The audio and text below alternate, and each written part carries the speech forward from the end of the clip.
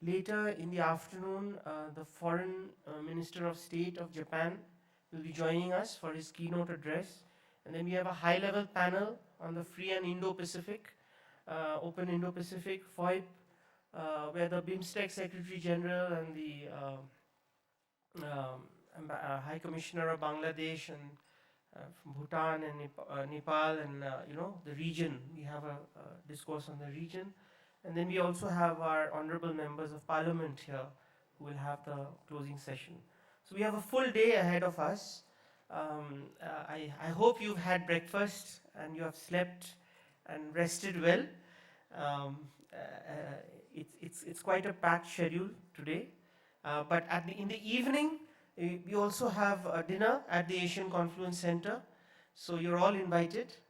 Of course, the cards will be available outside. And even if you don't get a card, you're still invited. Um, so on that note, I think we should get started with the next panel. So thank you very much, and over to you, Shraddha. Yeah.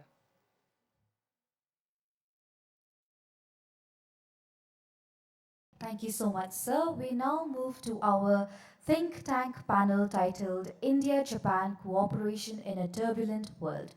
So I would like to welcome our esteemed panelists. First off, Dr. Prabir De, Professor RIS. Sir, I request you to please join us on stage.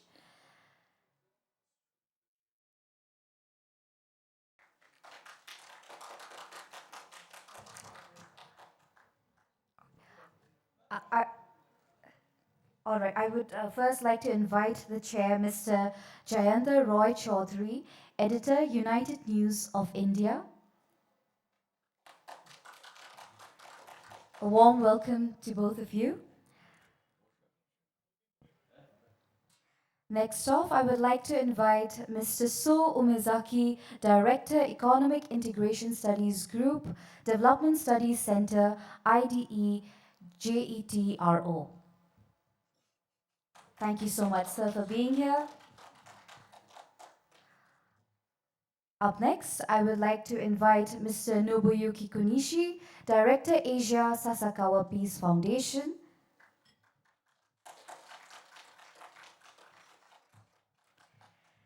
Next, I would like to invite Dr. Munish Thorangbam, Senior Research Consultant, Chintan Research Foundation.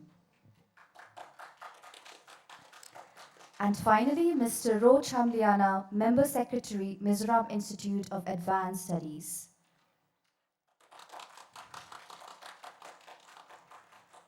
First off,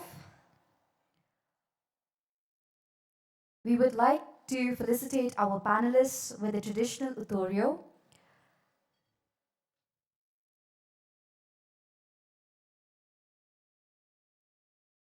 All right, then I will like to give the session to the chair.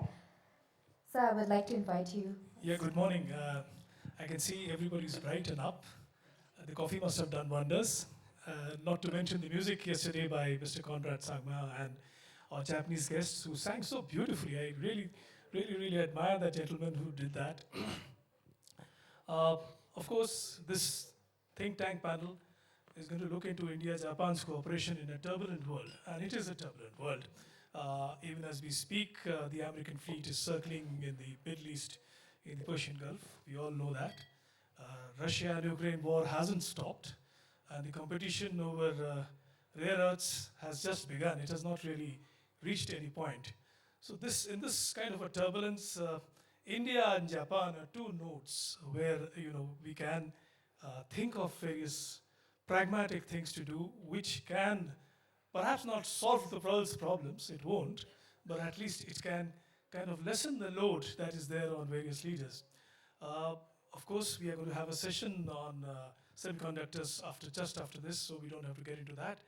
But think tanks are about thinking the future. And there are so many things which are needed for the future. Connectivity, of course. India and Japan have been working on a lot of connectivity, road connectivity as well as port connectivity. In fact, that is Japan's real forte. And we yesterday heard the ambassador speaking about Matabari port, which he's developing in Bangladesh, and hoping that Northeast will be able to use it. I really think that would be a great step forward, especially looking at the fact that Myanmar remains troubled.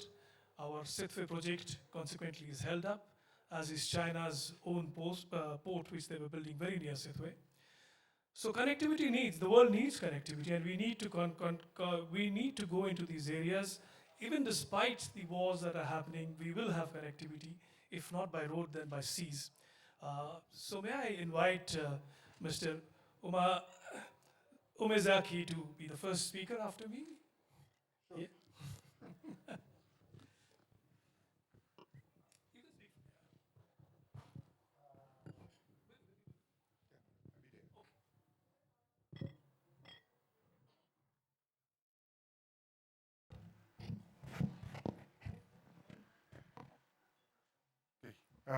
Thank you very much, Chair, Mr. Chodhari.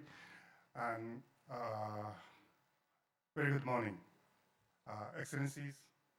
I'm not you. Distinguished colleagues, ladies and gentlemen. Actually, I didn't expect to be a first speaker. According to the agenda, my friend, Dr. Pravir, should open this session, but it's a great honor for me to speak before my big friend, Dr. Pravir. Anyway, I'm So Umezaki from IDE JETRO, Japan. It is really a privilege to me to join this KIZUNA 6, actually the second consecutive occasion for me since the last year. And the Bay of Bengal region today sits at the intersection of geopolitical turbulence and economic opportunity. Connectivity between South and Southeast Asia has advanced in recent years, but recent political developments have reminded us how fragile that momentum can be. Let me be straightforward. The political turmoil in Bangladesh since the August 2024 weakened India-Bangladesh G2G government-to-government communication. As a result, regional connectivity initiatives slowed down. This experience teaches us a simple lesson. So regional cooperation is only as strong as its most sensitive bilateral link. G2G, B2B, business to business, and also what I want to talk about is the T2T, think tank to think tank. With the recent general election in Bangladesh and the formation of the new government led by Prime Minister Tariq Rahman and the BNP, it is time for, particularly for Bangladesh, but time for India and Bangladesh to reconstruct the bilateral trust. Rebuilding India-Bangladesh relation is not just a bilateral priority. It is central to connectivity across the Bay of Bengal, including the landlocked neighboring countries of Nepal and Bhutan. And without Delhi-Dhaka cooperation and communication, regional connectivity cannot move forward in a meaningful way. But G2G relations sometimes face difficulties. Under democratic regimes, political transitions are built in and sometimes unavoidable. But bilateral dialogue must not stop. I would like to claim that this is the very reason why think tank to think tank cooperation is strategically important. Researchers can continue communication even when official channels narrow, or I should say, researchers are eager to have communication, particularly when the political windows are narrow. And also, researchers can exchange information on what is going on, what is happening on the ground. Researchers can exchange views on each other while minimizing the risks of misinformation and disinformation, which have increasingly been regarded as a real and existing threats we all face in today. In doing so, researchers can function as a resilient mechanism, keeping intellectual bridges intact during political shocks. Recognizing this, IDE JETRO organized an international symposium under the theme of Bay of Bengal Updates, Regional Economic Cooperation at Crossroads in Tokyo on 9th of February this month, inviting researchers from the BBIN countries, Bangladesh, Bhutan, India, and Nepal, to exchange the up-to-date information of each country with a goal to discuss ways to reactivate regional cooperation to enhance regional connectivity. The symposium was well received by a large number of audiences, about 100 on site and more than 300 online, from government and the public sectors, business sectors, and academia. Actually, we invited Mr. Datta from the Asian Conference and our friend Mr. K.C. Sunil from Nepal. I think he should be somewhere. Anyway, the key message was clear.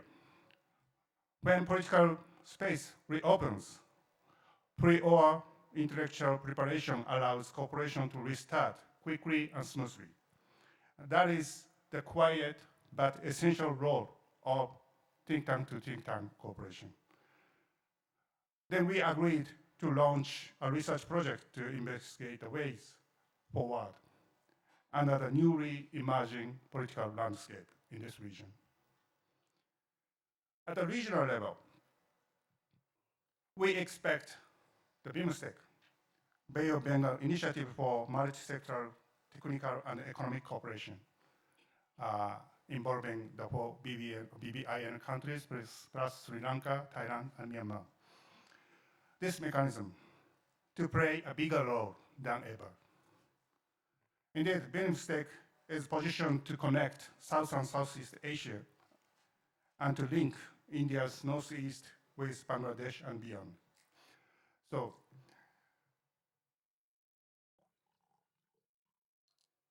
from the viewpoint of Japan, under Prime Minister Sanae Takaichi, Japan has reaffirmed proactive engagement in the Indo-Pacific and emphasized the resilient supply chains and trusted partnerships, as emphasized by His Excellency Ambassador Ono last night. Enhanced connectivity between South and Southeast Asia, centering the Bay of Bengal, directly serves Japan's national interests. Indeed, many Japanese firms operate in both ASEAN and India.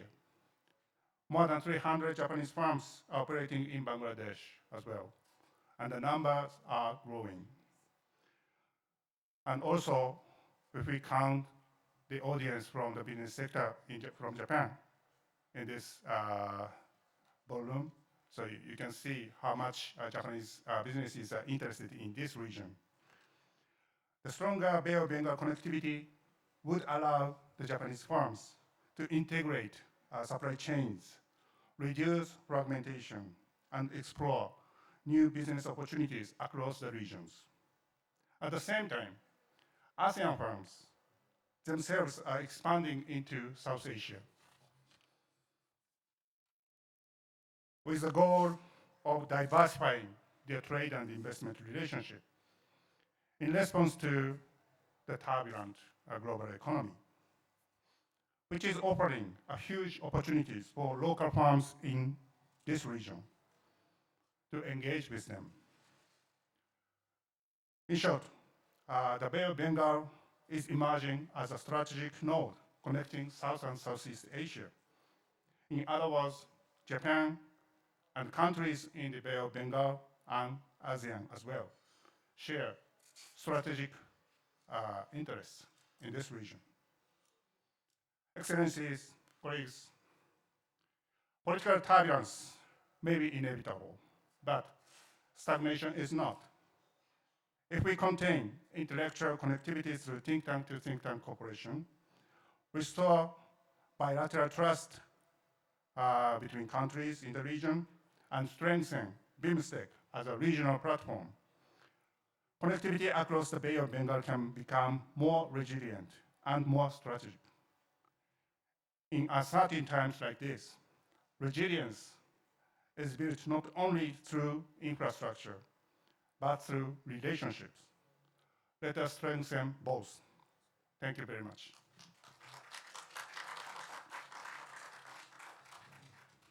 Thank you, Professor Umezaki. Very true. T2T can always, cut through the clutter, and even when G2G conversation is not on, they can continue dreaming and continue guiding us. It's a very important thing, and your comments on the Bay of Bengal connectivity are very welcome. I think Northeast states would seriously take you up on that, and we are looking forward to better relations through Mathiabari at some stage, which the ambassador had spoken of. I could take the opportunity to ask you before Professor Dey, because I've known him for some years. I know he's going to have a brilliant lecture from him. So may I request Professor Dey? Yeah.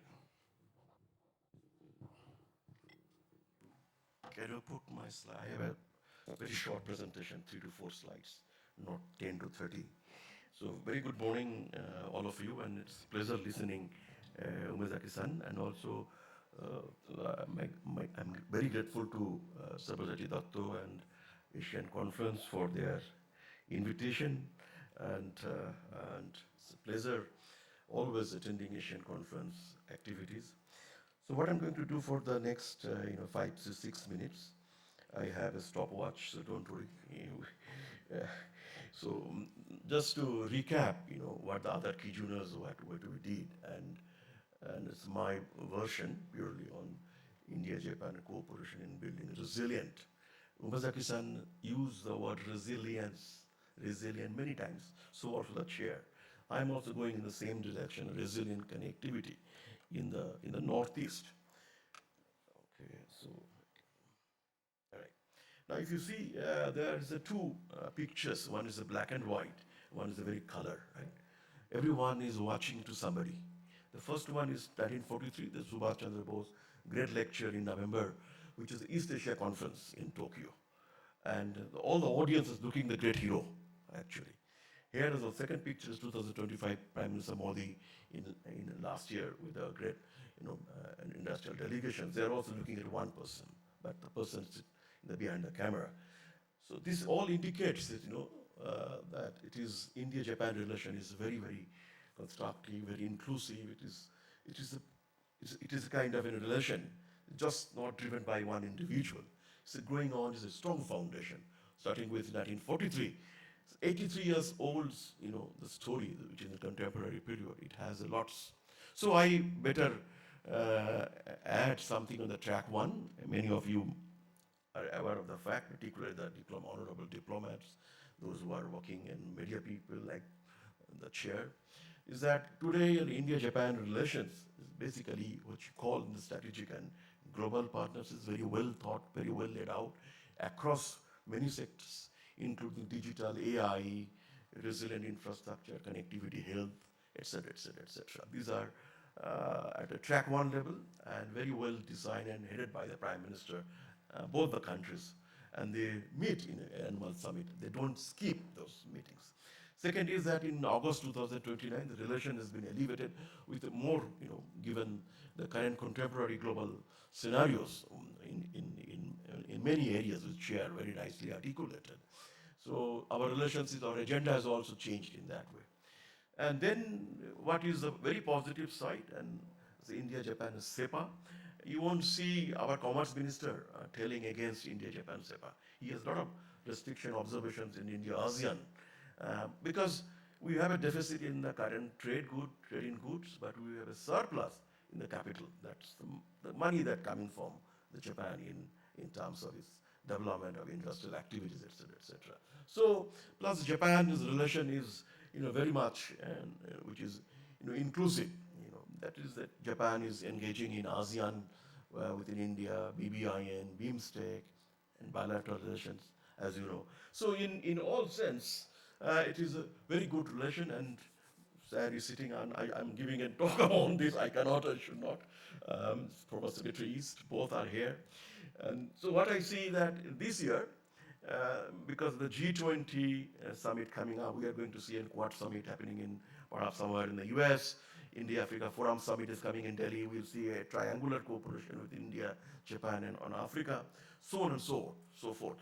The one which I would like to underscore is about the northeast of India, in Japan, India, the northeast, which is what Professor Umezaki and Murama-san and many others, they are JETRO people, they were talking about the big B, development of, connectivity at Matarbari Port. His Excellency Ambassador Bangladesh is very much here. And it's just not like the development of connectivity at Matarbari, it's economic zone. I visited a couple of times, and connecting the northeast through Tripura, Sabrum, those things need to be reconnected. I see the new government has already taken, and there's positive sign, the positive vibes of the government which is now in the power. It says that, I think the way we looked at centering Matarbari Port, economic zone, the Mirsarai economic zone, etc., connecting the northeast, Tripura, and the rest part of the northeast is going to come back on the table, I'm sure. So these are kind of a laundry list about in India, Japan, and Bangladesh. But the crucial thing is here is how Bangladesh is stepping the extra miles.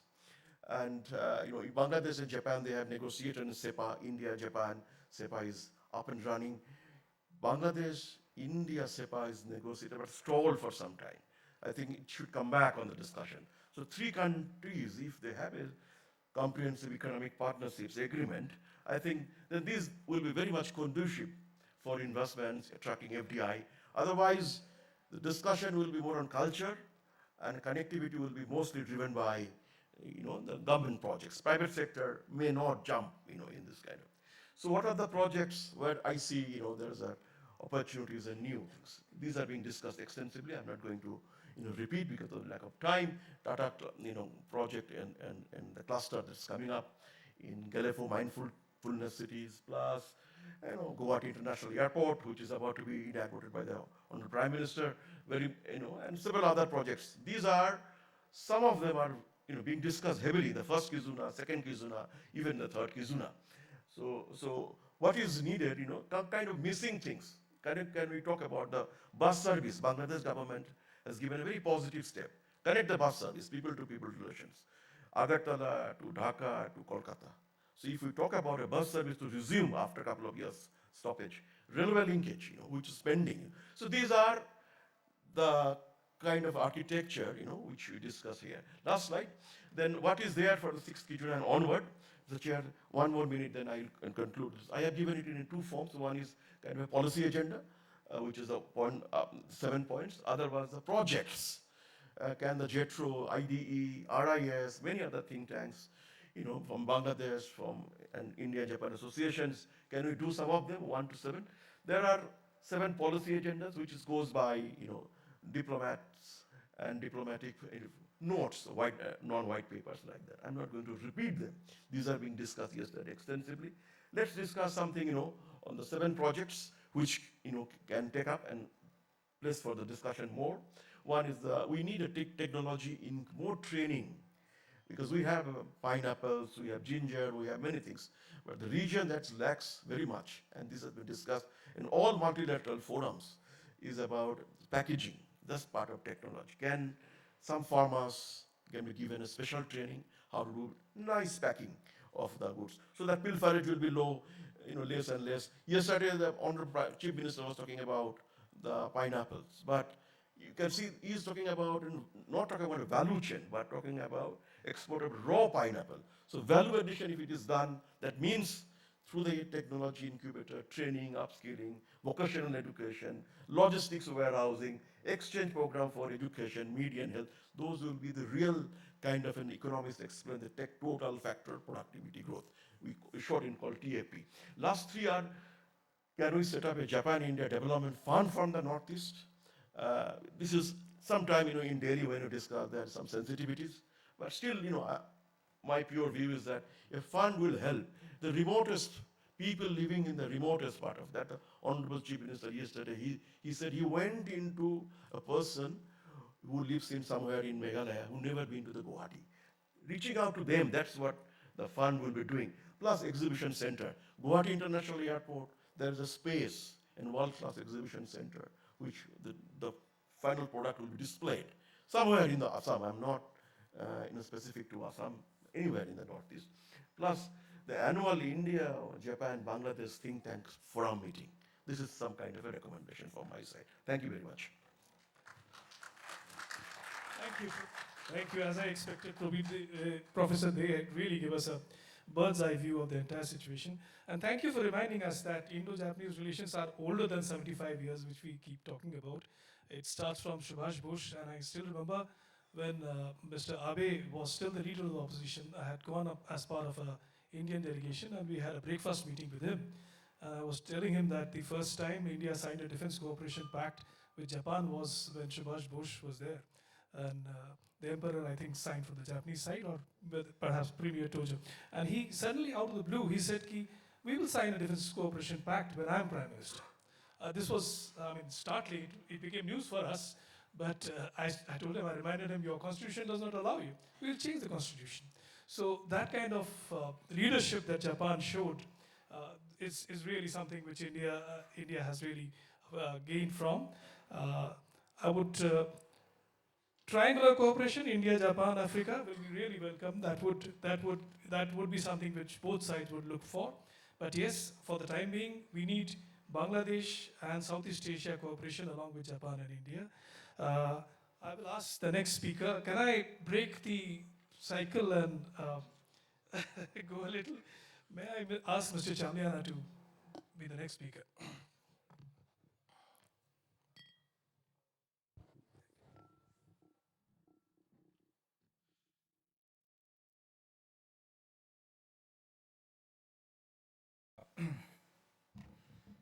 Mr. Moderator, and friends from India and Japan and elsewhere, a very good morning to you all.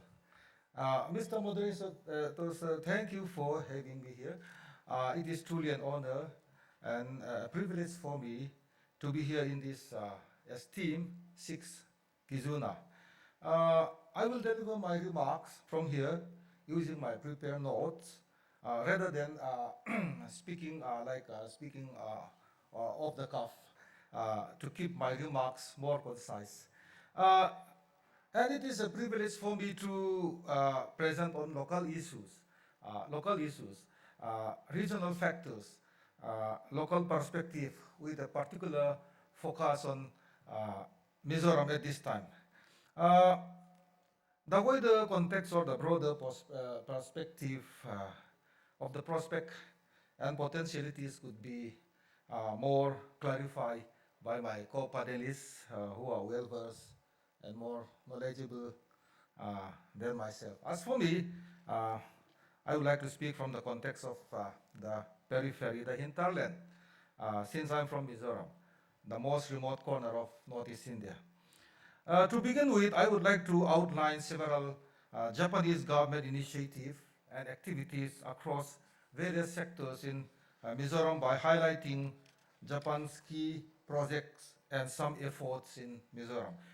To address labor shortage in Japan, under the Skill India International Initiative, the National Skill Development Corporation, NSDC, has implemented the Specific Skill Worker SSW program, which is backed by the 2021 Memorandum of Cooperation called a Basic Framework for Partnership for Proper Operation of the System pertaining to specified skilled worker, signed between India and Japan for managing the workforce transfer.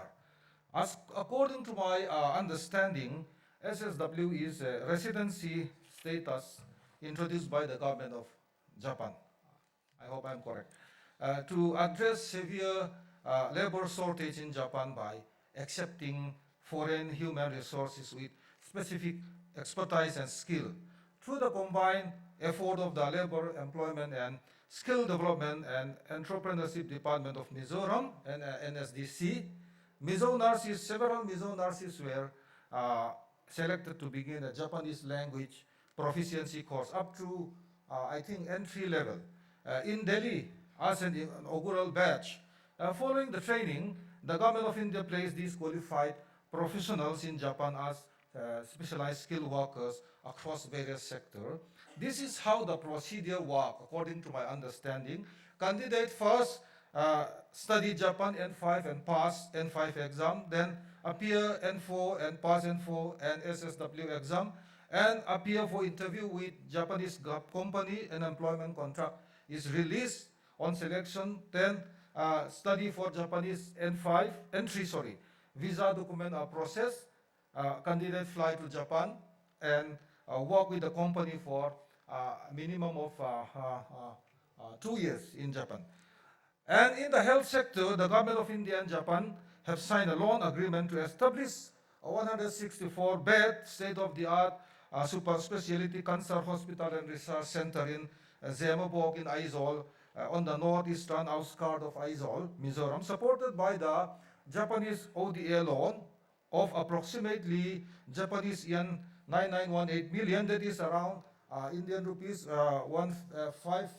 560 crore maybe. This project aims to enhance cancer prevention, diagnosis, and treatment capabilities in the region. The objective of the project is to improve access to cancer prevention, detection, treatment, as well as human resource development and research that support cancer control system in line with the National Program for Prevention of and Control of Cancer, Diabetes and Cardiovascular Disease and Stroke, NPCDCS program in 2010, which aimed to reduce the premature mortality from cancer to 25%.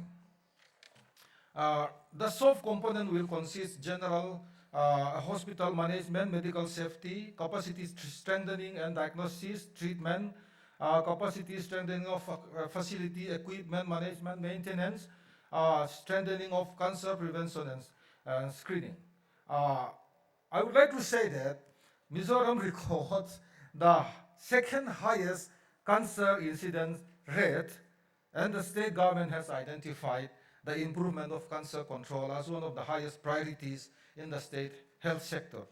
And another thing is the Indo-Japanese relationship has evolved significantly from a friendship treaty in 1952 to a strategic and global partnership in 2000, 2006, 2014 with Japan, transitioning from a development partner to a strategic partner.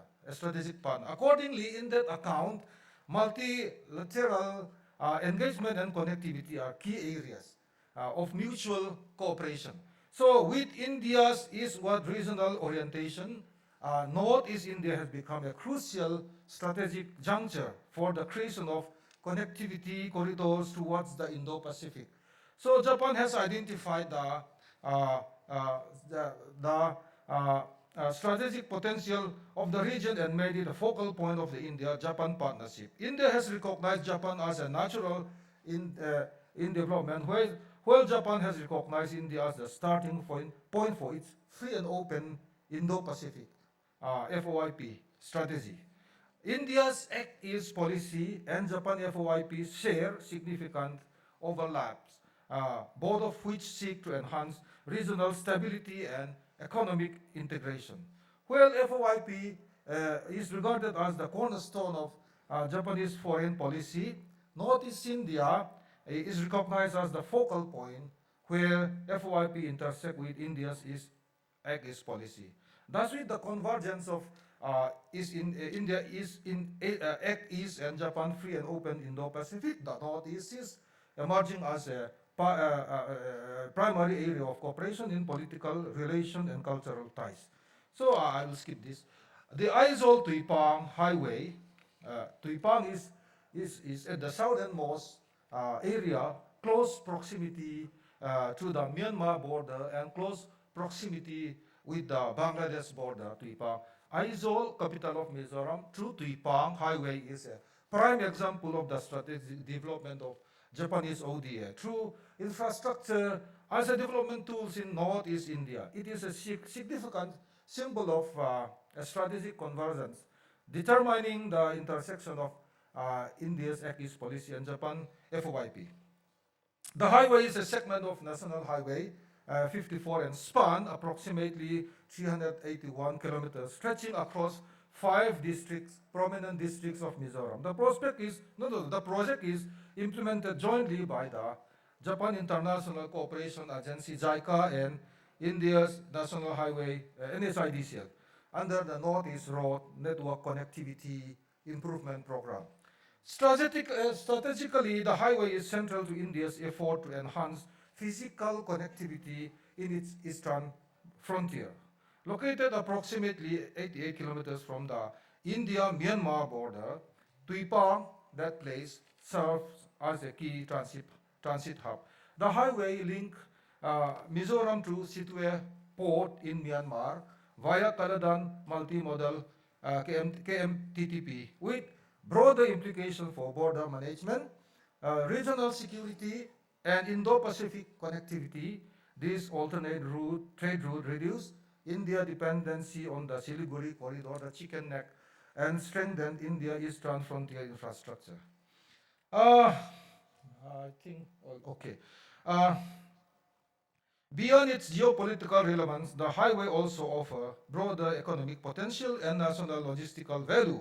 It is expected to bolster trade and transit with Myanmar, Bangladesh, integrate with the Indian-Myanmar-Thailand trilateral highway, and be in alignment with regional frameworks such as the Mekong India Economic Corridor and also, yes, of course, BIMSTEC. The project is more than just a material asset. It is a concrete example of infrastructure diplomacy and represents Japan's development focus in the strategic footprint in Northeast India. I'll skip this one.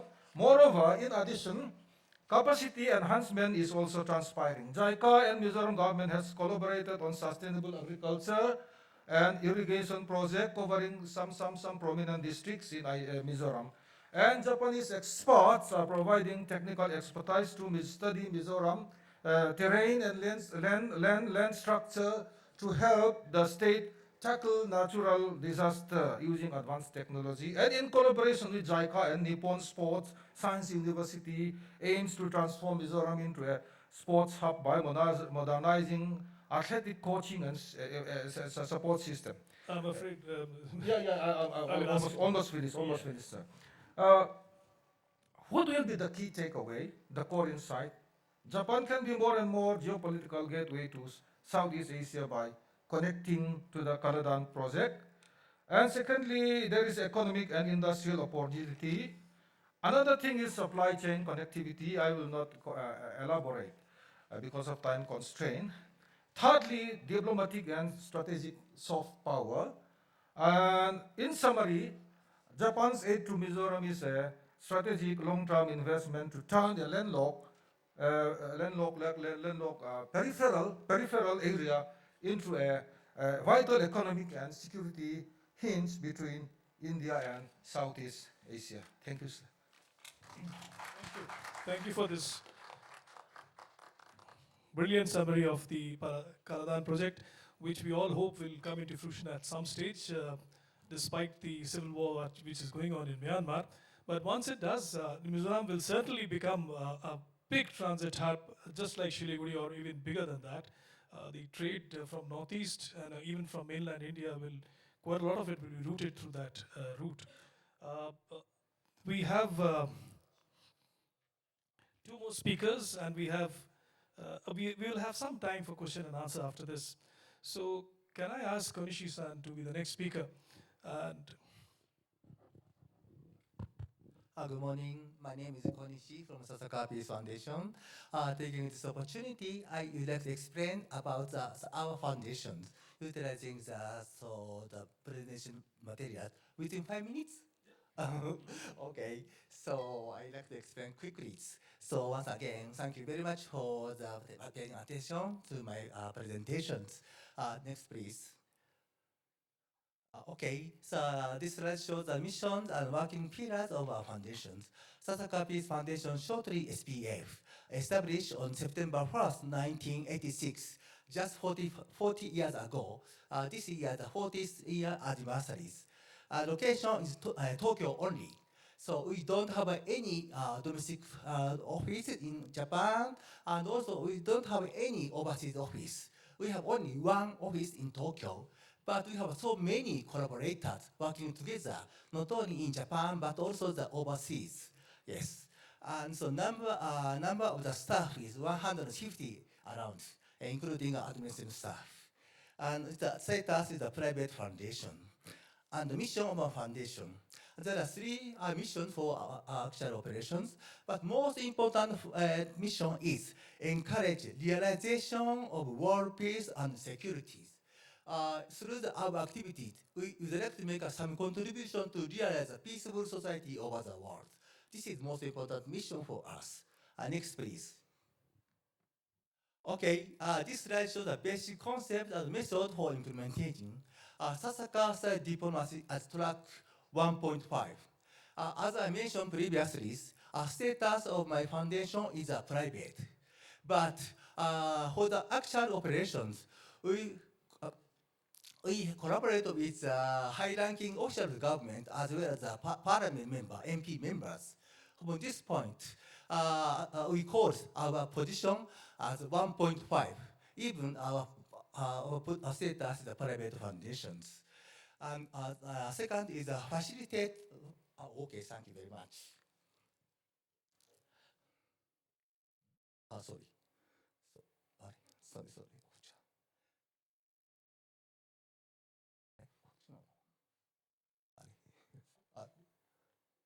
Okay. Yeah, sorry. Okay.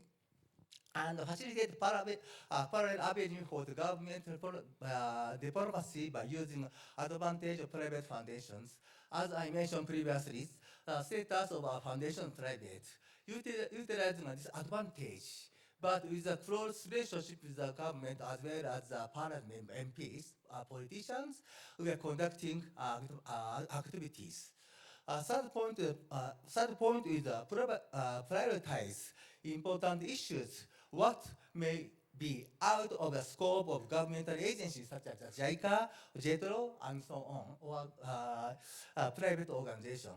What this means, when we consider about formulate a new project or implement a new project, we should consider about the scope or area of our operations.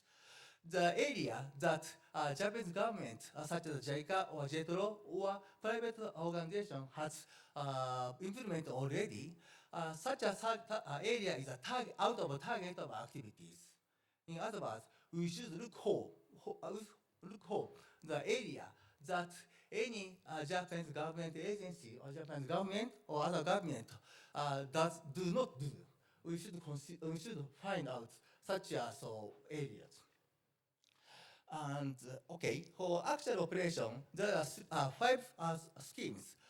First one is exchange, people exchange. Sometimes we invite people from target country to Japan. And on the other hand, sometimes we dispatch Japanese people to the target countries. And we organize a kind of a round table discussions and organizing a seminar like this. Fourth one is the social development cooperation, and last one is research activities.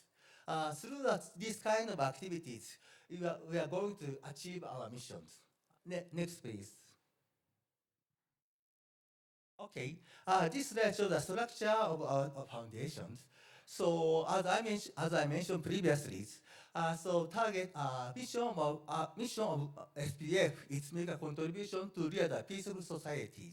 In order for us to achieve such a missions, we are conducting with so many stakeholders over the world with 10 departments.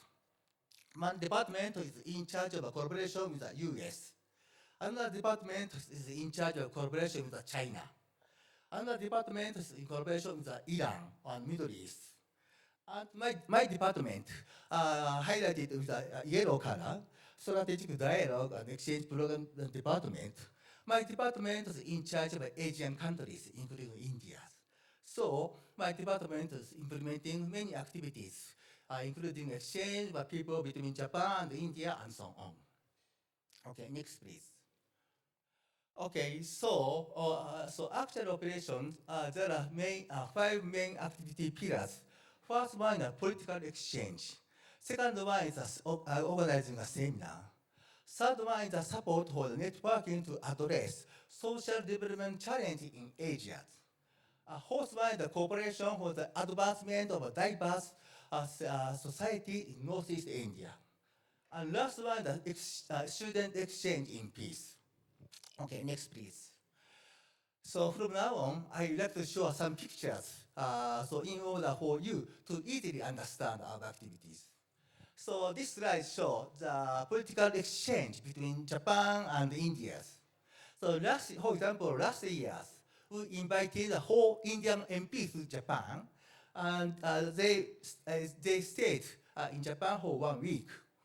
During their stay in Japan, my department organized a kind of the round table inviting Japanese MPs together. So during the Indian MPs and Japanese MPs, they discuss about the common issues between two countries. And others, my department organized a kind of courtesy call to high-ranking Japanese politicians. For example, Mr. Suga, former Prime Minister, or Mr. Nishimura. He is a chairperson of the Japan-Indian MP Friendship Leagues and so on. Okay, next please. Okay, this one also another aspect of the political exchange between Japan and India. So not only the MB, central government, but also we invited local government. For example, this is this MP from Arunachal Pradesh. So Mr. Pema Kandu, we invited him to Japan to have meetings with a Japanese politician like this. Okay, next. Okay, this is another aspect of the organizing seminar, as well as the dispatch of a Japanese politician to target country, to India. Yes, exactly on the occasion of the last KIZUNA in Guwahati. Okay, so as I mentioned previously, so my department organized a seminar, kind of seminar, of course, including the KIZUNA. From the host KIZUNA, my department has been co-organizing KIZUNA in collaboration with the Asian Conference and other organizations. So on the occasion of the last KIZUNA, we dispatched Ms. Yamada. She was a former state minister of environment. In this session, Ms. Yamada has discussed with other Indian politicians and so on. Okay, next please. Okay, on the other hand, so I discussed with Mr. Sabya Sachidatta about what I say, so meaning of how to disseminate our concept of the KIZUNA to the Japanese societies. Once per year, we organize KIZUNA in northeast of India. So there are so many people who are interested in collaborating activities, working together, discuss together here. But on the other hand, how about the situation in Japan? So, as a result of a discussion between me and Mr. Sabya Sachidatta, we agreed to organize same kind of a seminar in Tokyo, in Japan, to inform our activities of KIZUNA to the Japanese people who are working and living in Japan. Last year, we invited, my foundation invited Mr. Sabya Sachidatta to Japan and jointly organized a kind of the mini KIZUNA in Japan at the SPF office in collaboration with the JETRO as well as JICA. So at that time, so JICA headquarters and JETRO headquarters kindly dispatch speakers to make a presentation on our activities. Yes, anyway, next please. Okay, this slide shows another aspect of our activities. to support for networking to address social development challenges in Asia. This slide shows the on-site workshops that we organize in collaboration with Nalanda University in Bihar, and also the Asian Conference and NPO Musubite last December. So we organize a kind of on-site workshop inviting many academia or social leader or social business persons meet together, discuss together from 6 countries, namely India, Japan, Thailand, Indonesia, the Philippines, and so on. Anyway, so we should make some contribution to develop, to achieve the development challenges in Asia. Okay, next please. Okay, this is also another aspect of our activities. As my colleagues explained yesterday, so we support St. Anthony's College, as well as St. Anthony College, which is located in Ceylon here, and also the one, Take One, which is located in Meghalaya, Nagaland, I'm sorry, Nagaland, so Kohima, Nagaland. So they are working to accumulate the memories of the memory of their diversified culture and the diversified culture and history of their own local people, and in order for us to achieve some contribution to realize a peaceful society, so respecting diversity, most important point. From this, my department is supporting these activities. So outside of this venue, go outside, I'm not turn to left, there are small exhibitions. So if I have a chance, such as a tea break or the lunchtime or dinner time, please take a look at a small exhibition outside of this menu, okay? Next. Yes. This one is another activities. This one also yesterday, my colleague Mr. Joy Remba-san explained to you. So my department and the Nippon Foundation have been supporting, collaborating these activities. This one is so Impal Peace Museum, which is located in Manipur. So, so I think you have understood already through the explanation by Joy Dema-san yesterday, so I don't need to explain more detail. But this one also, some important item is shown outside of this this room. So during the tea time or lunch time, please take a look at mini exhibition outside of this room. Okay. Next, please. Okay, okay, almost. This is the last slide. Okay, this is the last slide of my explanation. I'm sorry for taking a long time. Okay, this one exchange of people in positive peace.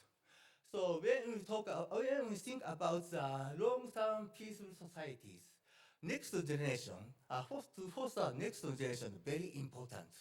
For mutual understanding among the next generation, very important. From this point, my department is conducting an exchange program, inviting a student or dispatching a student.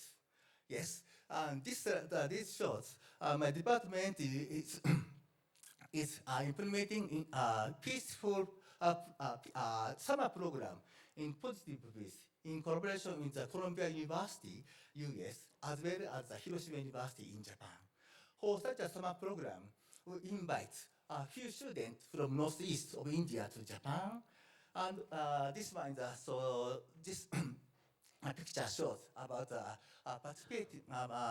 participation of students from North India to the summer program in Hiroshima.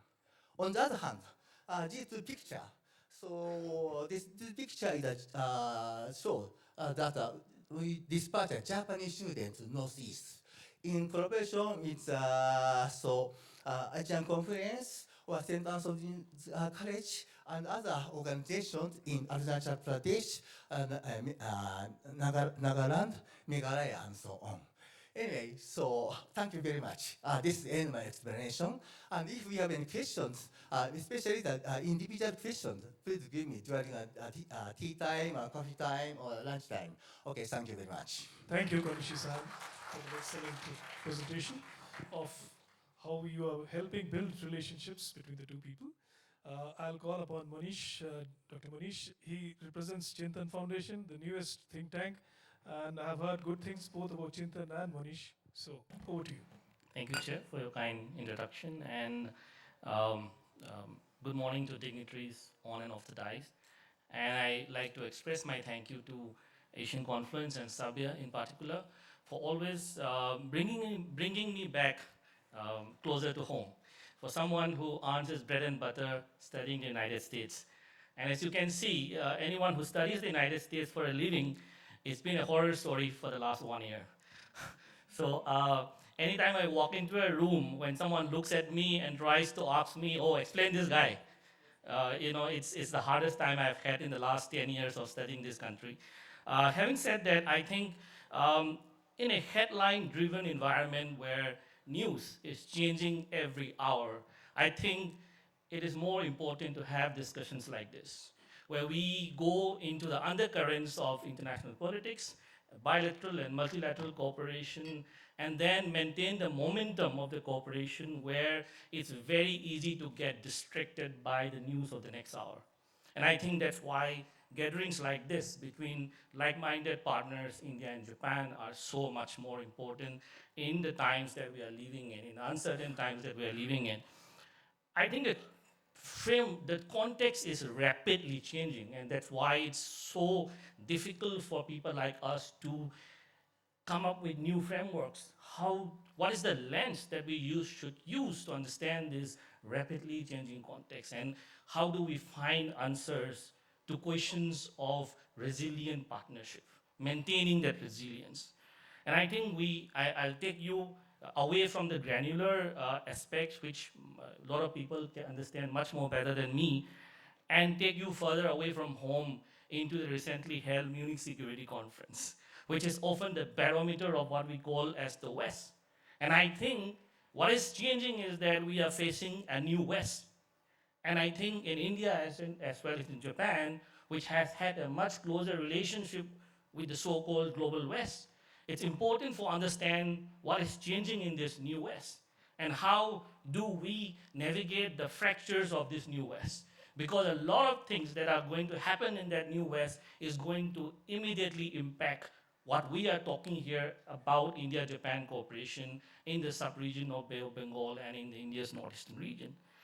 The Munich Security Conference called this world a world of wrecking ball politics, defined by 3Ds, which is destruction, demolition, and disruption. And how do we navigate these 3Ds is going to be the business of our times. And I think we need to look very closely into the recently released US National Security Strategy and the US National Defense Strategy papers. They, to me, who studied US for some time, they don't sound and look like any other US national security paper that has come out from the White House and from the Defense Department, which they now call it the Department of War, whatever that means, right? So I think the way it is looking at the world in terms of the economic architecture and in terms of security commitments, and where trade negotiations are used as leverages of coercion and compellence and not as mechanisms of cooperation, I think we need to look very closely into that to understand the impact and the geopolitical knockoff of that into the region that we are living in, where predictability is becoming a casualty. And I think we need to think very hard into this, that how do we infuse predictability into the structural inflection point of international relations that we are going through, where interdependence is being weaponized. And I think this is having immediate impact. And it is immediately impacting the interface of what we have been discussing as ACIS policy and the free and open Indo-Pacific of Japan. And I think Japan and India have both played very different role and sometimes diverging, sometimes converging in building what we call as a rules-based order. And as we undergo the fractures of this rules-based order, the rupture in this rules-based order, I think it's much more important for these two countries to sit and think through together. And I think in these times, we keep hearing, I think Sabia told me in the morning that trust is the operating principle. And I think trust, that esoteric word, that we use in IR, I don't think it is esoteric anymore in the sense that we need to find the material incentivization of trust. And I think this we have been talking about since yesterday. The road connectivity, the people to people things that we have been talking about, these are the material ingredients of incentivizing trust, because trust can be sustained only when you incentivize it. Trust which is not incentivized, where I do not gain anything from a trust, that trust will not sustain. I think going ahead, I think we just had the AI Impact Summit in India. I think we need to think through very closely in terms of the tech ecosystem that is emerging, and where do we locate Northeast India into that tech ecosystem, and how do India and Japan cooperate in terms of creating habits of cooperation. And I think in this rapidly changing world, again, a word that I would emphasize that we have been talking about since yesterday is the importance of functional cooperation. And we have seen this in India-US relationship. Even as trust dwindled in the political leadership, it is the functional cooperation that happened at the ground. It is the institutional cooperation that we sustained in the last 25 years that has kept the relationship alive. And I think functional cooperation is really important.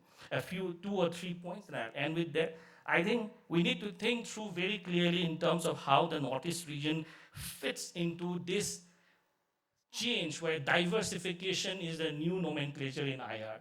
As countries diversify, create redundancies in their own bilateral relationships, the kind of FTAs we are going into, the ones negotiated, the ones announced, the ones which are, postponed, all of these FTAs, the ecosystem that it's creating in terms of regional economic architecture, I think we need to think about where does our small region fit into all of this, how we can benefit from this by not only responding to the change, by partnering to shape the change.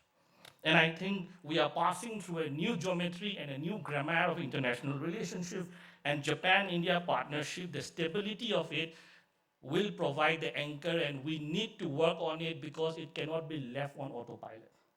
And I think my last point is US has played a very important role in the India-Japan journey.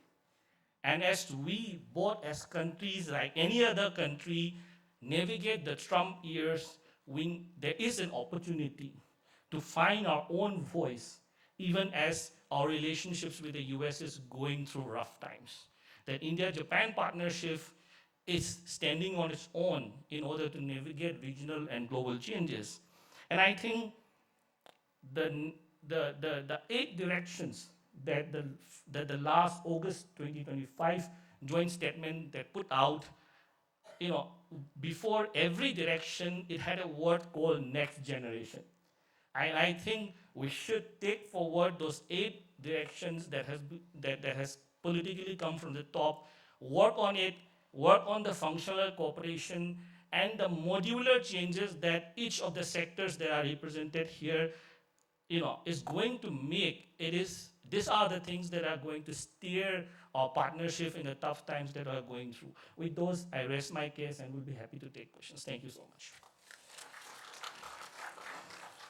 Thank you, Manish, I think, for restating that the test is really the big thing. The test of endurance, the test of resilience in our relationship, despite the world being in turbulent one. Your points about how the Trump era is actually helping India get closer to Japan and to Europe are well taken. I'm sure this hall has understood. We don't have to elaborate on it. The floor is open to questions. Northeast, of course, has become more and more important. Possibly because of all this. I mean, entire Northeast from Arunachal till Mizoram, we have just heard about how Mizoram is going to become an entrepot for India, a land entrepot. And if the Ledo Road is really built, which there are talks about for a long time, up to somewhere in Kachin, then that will become another strategic route, not only for taking out certain minerals from Myanmar, but also for trade. The floor is open to the audience. Please ask any questions which you would like, and do mention whom you would like to answer your question. Yes, please, the lady at the end. Okay, first.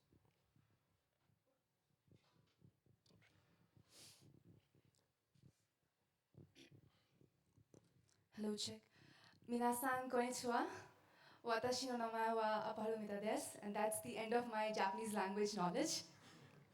So I work with the India Today group and my question is directed to Nobuyuki Konishi-san. Sir, the Sasakawa Peace Foundation, it has been one of the most consistent champions when it comes to India-Japan and people-to-people ties. But at a time when the world is fragmenting, be it trade wars or geopolitical blocs or shifting alliances, how do you maintain or sustain that people-first approach when the governments are increasingly transactional? To you, sir. Yes, thank you very much for your question to me. So as I mentioned previously, and as I used to understand, so people-to-people exchange is very important. So we would like to continue this kind of activities, inviting any people, any kind of the activity, any kind of the people, any kind of category of people to exchange program. Yes, and so we would like to expand these activities to inviting any stakeholders, not only from private but also the government. And also, if possible, we'd like to expand the target of the area as well as the people to make a human network that's more stronger. Yes. But in order for us to achieve, conduct such activities, we would like to more consultation with many any stakeholders over the world, of course, including the Indians. Yes, okay. Thank Okay. you. Thank you, Can sir. I invite Ambassador Badwa to ask the next question? If someone would give her the mic, please.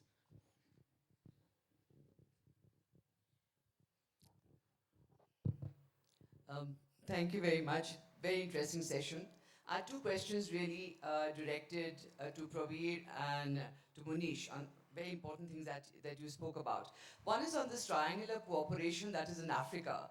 Unfortunately, Pravir, that is more intense than what has happened. So I think you all inhabit a think tank space and are not constrained by what governments are constrained by. We have limitations in what we can say. So I think that is an area where we would love think tanks to come out with more suggestions as to what can be done on the ground. And there are models in Japan, and I'm sure that, Umezaki-san, you know about these the models that you have done in Africa, for example, with other countries, with Brazil, for these triangular partnerships. So I think that those ideas should come from think tanks. That's what I would think. And the other thing is that, again, when we are talking about the whatever in the room, which is the US, again, government to government talks, I don't think we can be completely honest with each other. But I think think tanks can talk really what is the turbulence caused by what is happening in the US, how is it affecting us. We can talk with far more frankness in the think tank space. And I think we have to look at how it is affecting not only our region, but us individually as countries and our own relationship with reference to things like the Indo-Pacific or the Quad or so on. So I think you really have a very important role to play. So it's more a comment than a question. Thank you very much.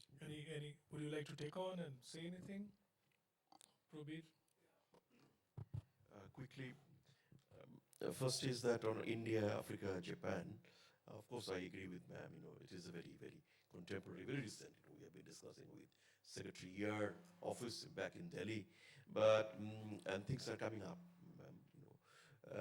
but what we are doing at RIS, CII, and JETRA office in Delhi, Nagamuna-san is not here, he knows about it. We are planning to do study visit on economic security with Africa and India. Africa, as you have noticed, ma'am, that India is yet to sign any FTA with any African state. No, so far, no.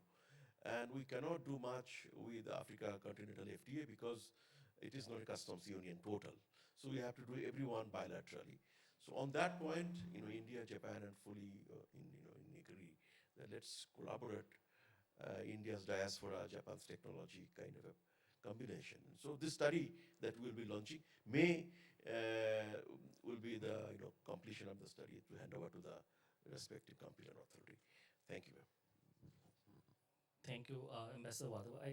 I think that's a very significant point which I myself have been raising in some of the think tank discussions with American counterparts also, that I believe that the Indo-Pacific has sub-theaters into it, and South Asia is a very important sub-theater of that. And it is my assessment, or my feeling, that despite this larger sort of congruence on the Indo-Pacific, uh, there isn't much understanding in terms of what is the political or at least the geopolitical convergence with the United States and with India in South Asia, in our region.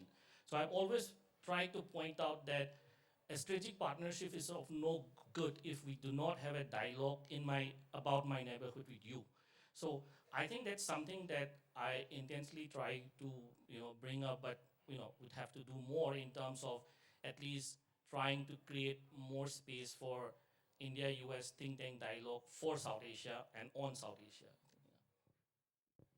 Last question, because we're running out of time. Yeah, please. Okay, thank you. I'm Rudy Wajri. I'm also a retired diplomat. I'm based in Shillong now. And I must express my appreciation that in the last few years I've been here, Japan is one country, in fact, which really has taken interest on this entire region. So thanks to all of you. Now my question is to any panelist can answer. This whole thing about Northeast, Act East policy, and in fact, Mr. Konichi, I think the person who spoke first mentioned about the need for improvement in bilateral relations with India and Bangladesh. It impacts the entire region, Bay of Bengal, Indo-Pacific. But what I want to ask you specifically, you as think tank, what can be done, because the land connectivity about Northeast and the rest of Southeast Asia, in the name of Act East policy or whatever, unless something happens dramatically in Myanmar, the uncertainties in Myanmar. Now this is, otherwise the land connectivity, somebody mentioned about Kaladan, multimodal, I don't know how operational it is in practice. The trilateral highway, which aims at connecting all the way from Delhi to Singapore at some point of time or the other, but now even that is stuck from More in Manipur to Mae Sot in Thailand. So can some of you please address this? Thank you. Thank you very much. Actually, I've been conducting research more than 15 years since we started a research project on ASEAN-India connectivity together with Pravir-san. It was in 2010. Then at that time, Myanmar was still under the military regime, so we couldn't expect to utilize the so-called trilateral highway from Thailand to More for business purposes. But things changed dramatically in 2011.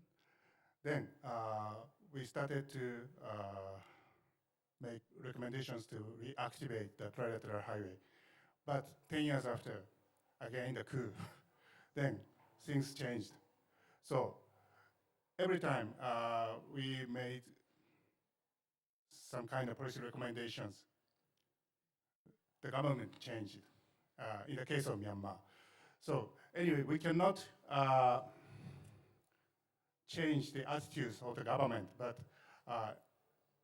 in any circumstances, we can make the best policy recommendation based on our own research. Then in the current case of India-Bangladesh tensions, I believe that it is important to come up with a kind of tangible results. So that means we cannot just talk about our dream. We need a kind of results. So it may be important for us to focus clearly on some concrete connectivity issues. For example, looking at Bhutan, how they want to utilize the Matabari port. So in order to think about that, we need to know how Bhutan companies are exporting, uh, using which kind of routes, how long it takes, how much it costs, or something like that. Then, once the economic corridors connecting the Gerefu and the northern part of Bangladesh established, how much benefits can be realized. So that kind of real result is very much needed now. So that is my answer to you now. Thank you. Hello? Yeah, regarding that Kaladan project, I think India has expressed, so to say, in a manner of speaking, readiness, prime for action. But there is a lack of reciprocation from Myanmar side. That is the problem. Thank you. We all know what is the problem in Myanmar. So obviously it's a situation which is hostage to the civil war in that country. But hopefully things will improve. Yeah, one last, but that's the last and last. And very quick one, please.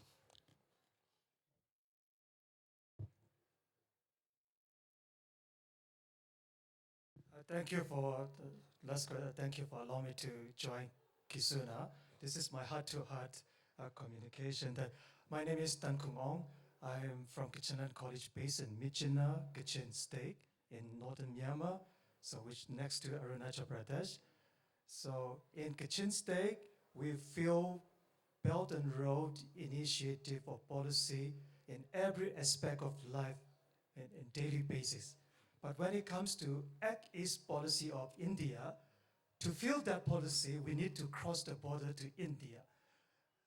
So then from this conclave, from scaling our partnership, the main theme here, is there any plan or innovative approach for scaling our partnership in that regard? Yeah. Thank you. I think there are a number of ambassadors here who would have been better to reply this. But I think it's all hostess to the situation in Myanmar. But obviously India has intent, and India has in the past to partner in skill development in Myanmar. But it is a situation which depends on which way the war turns and how it goes. There is, as you know, there is talk of reconstructing the Lido route up to a point in Kachin. But that's, again, there's no concrete plan as yet. But there is a proposal and there are talks on that. Thank you. I think we had a wonderful discussion between the 5 representatives of think tanks, and the honors are going to be done now by the young lady there. Yes, I would like to thank our panelists. We would like to felicitate and acknowledge each one of them. First off, I would like to thank Dr. Prabir De, Professor RIS. Thank you so much, sir, for your presence.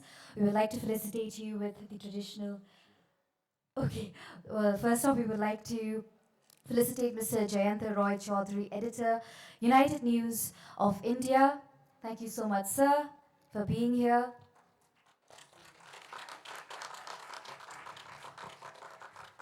Up next, we would like to thank Dr. Prabir De, Professor RIS. Mr. So Umizaki, Director, Economic Integration Studies Group, Development Studies Center, IDE, JETRO. Mr. Nobuyuki Konishi, Director, Asia, Sasakawa Peace Foundation. Mr. Munish Thorangbam, Senior Research Consultant, Chintan Research Foundation. And finally, Mr. Ro Chamliana, Member Secretary, Mizoram Institute of Advanced Studies. Thank you so much. I request our panelists to please gather for the group photo.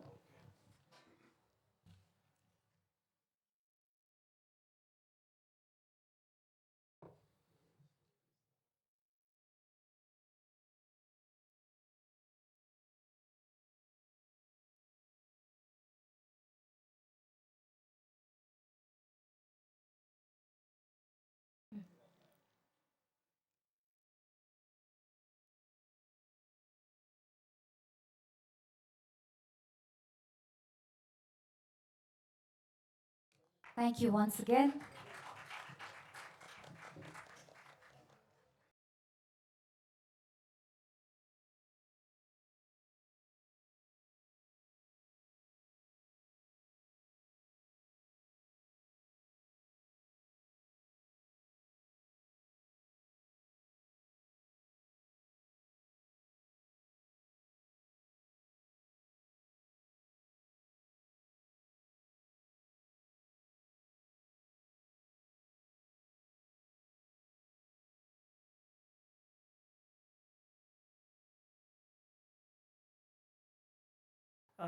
So we really appreciate your visit to Shillong.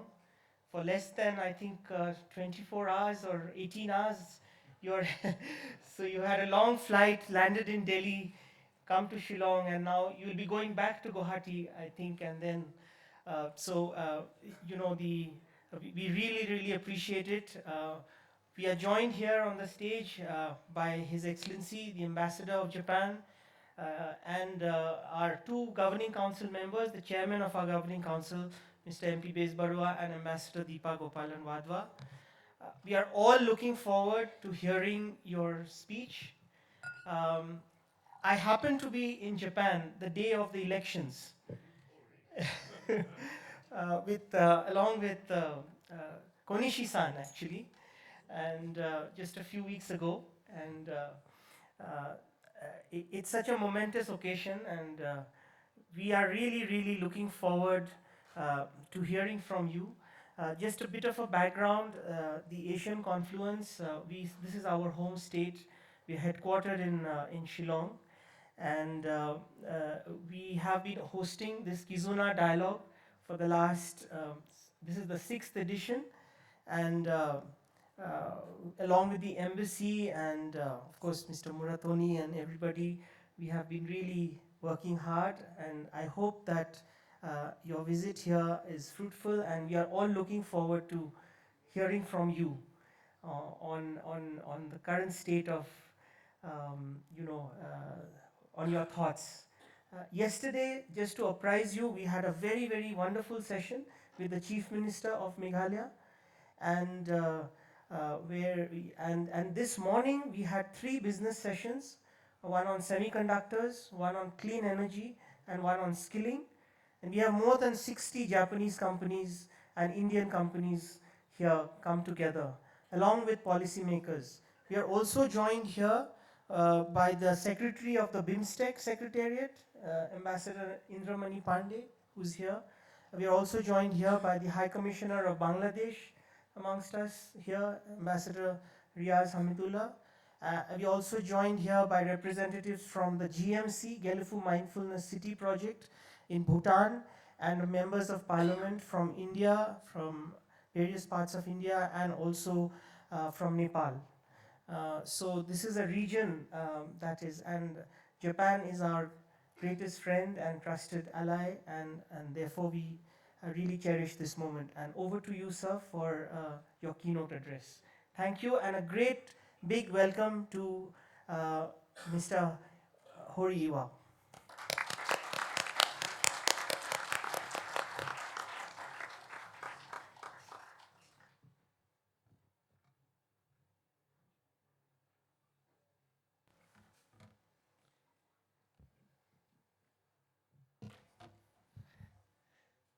Good afternoon, everyone.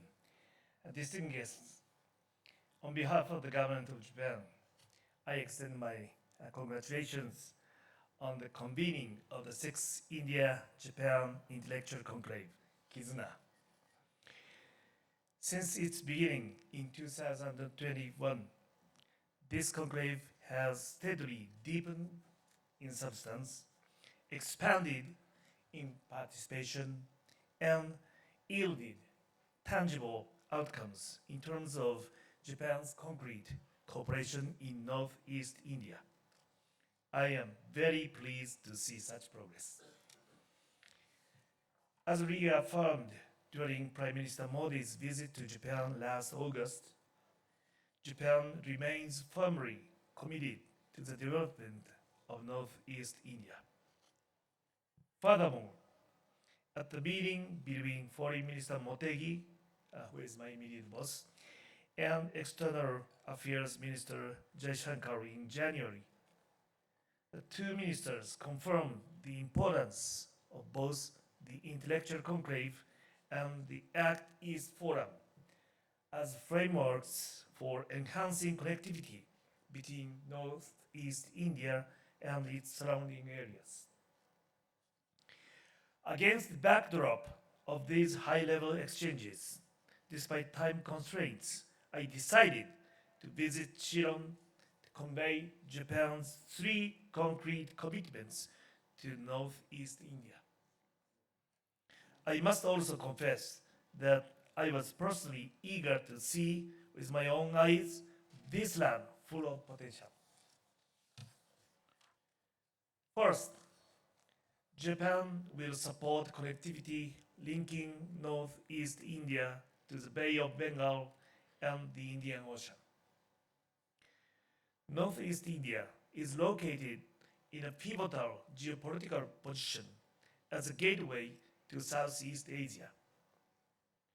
When we view this region as part of a broader economic region encompassing Nepal, Bhutan, India, Bangladesh, and Southeast Asia, it possesses significant potential to serve as a powerful engine of growth.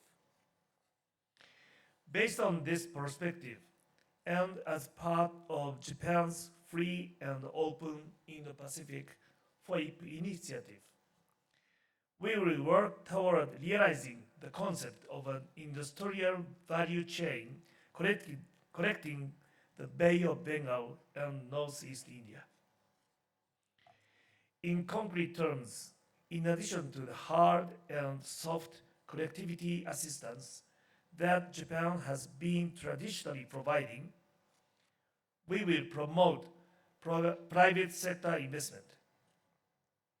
Through Japan-India cooperation in infrastructure development, including the improvement of road and railway networks, we will connect Northeast India to the sea and promote development of the region as a whole. Indeed, Northeast India is a region where India's Act East policy, promoted by Prime Minister Modi, and Japan's vision of a free and open Indo-Pacific are put into practice. Second, the government of Japan will support private sector cooperation in the field of economic security, including semiconductors and clean energy. In Jagiroad, construction is underway for a semiconductor back-end processing facility. There, Japanese companies' involvement will be indispensable in both production and logistics. In addition, last year, JBIC and others decided to invest 60 billion yen in biofuel production using bamboo as a raw material. Japan will continue to support such Japan-India cooperation aimed at making Northeast India a hub for regional growth. Third, Japan will promote people-to-people exchanges. I hear that many local governments and companies in Japan are paying close attention to the talented human resources of Northeast India. They are visiting this region one after another. If we could foster a mutually complementary circulation of human resources between Japan and India, it would be a win-win for both countries. For Japan, it would be a win to harness the talents of Northeast India to support Japan's economic growth and regional revitalization.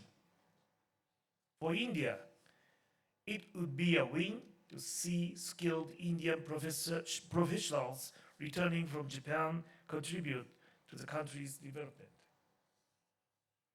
Please allow me to conclude with a personal observation. This is my first visit to Northeast India. I am struck by the similarities between Japan and this region in its landscapes and lifestyles. It has given me a strong sense of affinity. At the same time, I keenly feel that there remains considerable untapped potential for further deepening relations between Japan and Northeast India. The intellectual conclave brings together a wide range of participants to discuss how we could enhance connectivity of the region. Here, we have members of parliament from Northeast India, government officials and private sector representatives from both Japan and India, as well as ambassadors from Southwest Asian countries. Furthermore, this conclave is being held in a timely manner as the general elections in Bangladesh was held recently. I am convinced that this year's conclave has carried added significance. I sincerely hope for the success of this conclave and for new seeds of cooperation to emerge from these discussions. Thank you very much for your kind attention. Thank you.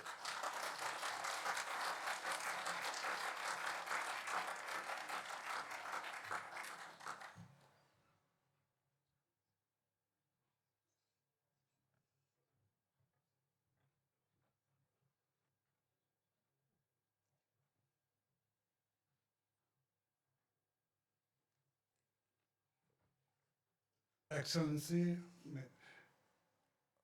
on behalf of Asian Confluence and for the entire Northeast, I would like to really thank you very much for your taking this time to be with us here.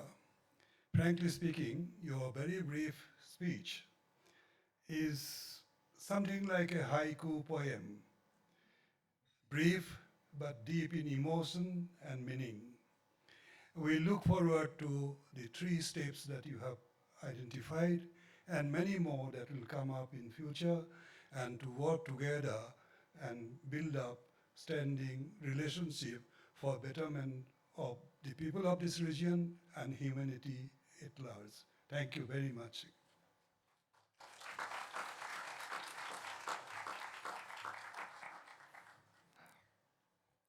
Thank you, sir, for your vote of thanks. And before we conclude this session, um, I'd like to inform the State Minister that right after this panel, we will be having a panel on the free and open Indo-Pacific. And I would like to invite the members of the speakers of some of the speakers of that panel to take a photograph with you, because you just alluded to about the free and open Indo-Pacific in your speech, and this is indeed an historic occasion and a memory for all of us to cherish. So may I now invite Ambassador Indramani Pandey to join us on stage, along with Ambassador Riaz Hamidullah, High Commissioner of Bangladesh, Mr. Naoki Takahashi, the Deputy Chief of Mission in the Embassy of Japan in Bangladesh, who's here with us. We are also joined by Mr. Sherab Dorji, from the GMC, the Gelefu Mindfulness Project in Bhutan, and Ms. Santoshi Shahi, Member of Parliament from the province, Karnali province of Nepal.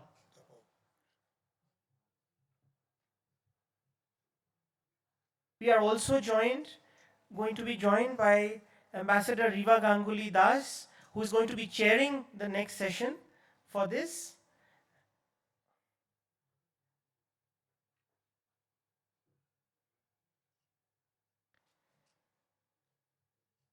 And also Dr. Mayumi Murayama,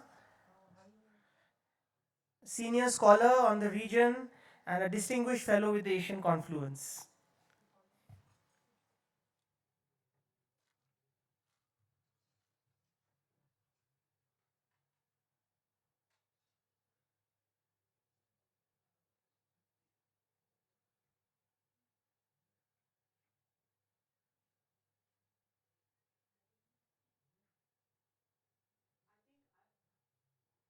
May I also invite the Secretary of the Ministry of External Affairs, Mr. N.J. Kante, to join us on stage. This program is being organized jointly with the Ministry of External Affairs, so we really cherish your presence here.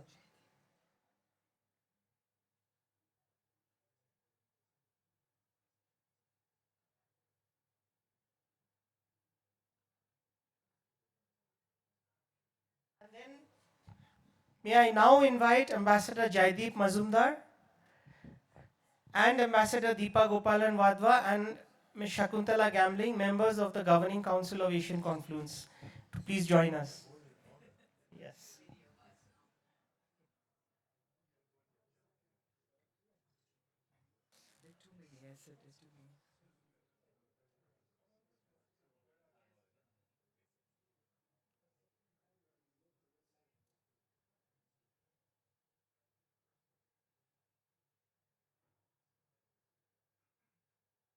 For the last photograph, may I also welcome Dr. Kayashima and Mr.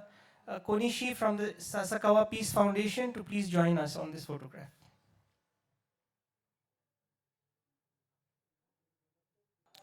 Ladies and gentlemen, I welcome you to the next session, that is the high-level panel, Japan's Free and Open Indo-Pacific and Collaborations in the Bay of Bengal. First off, I would like to invite the Chair Ambassador Riva Ganguly Das, former Secretary East for High Commissioner to Bangladesh Member Governing Council Asian Confluence, to join us on stage. Thank you so much, ma'am, for being here. Up next, I would like to invite His Excellency Indramani Pandey, Secretary General, BIMSTEC. Next, I would like to invite His Excellency Riaz Hamidullah, High Commissioner, Bangladesh. Up next, I would like to invite Mr. Takahashi Naoki, Minister, DCM, Embassy of Japan in Bangladesh, as well as Dr. Mayumi Murayama, Senior Scholar, IDE, JETRO, and Distinguished Fellow, Asian Confluence. Mr. Sherab Dorji, Senior Communications Officer, Kelifu Mindfulness City, Bhutan. And finally, Ms. Santoshi Sahi, Member of Parliament, Karnali Province Parliament, Nepal.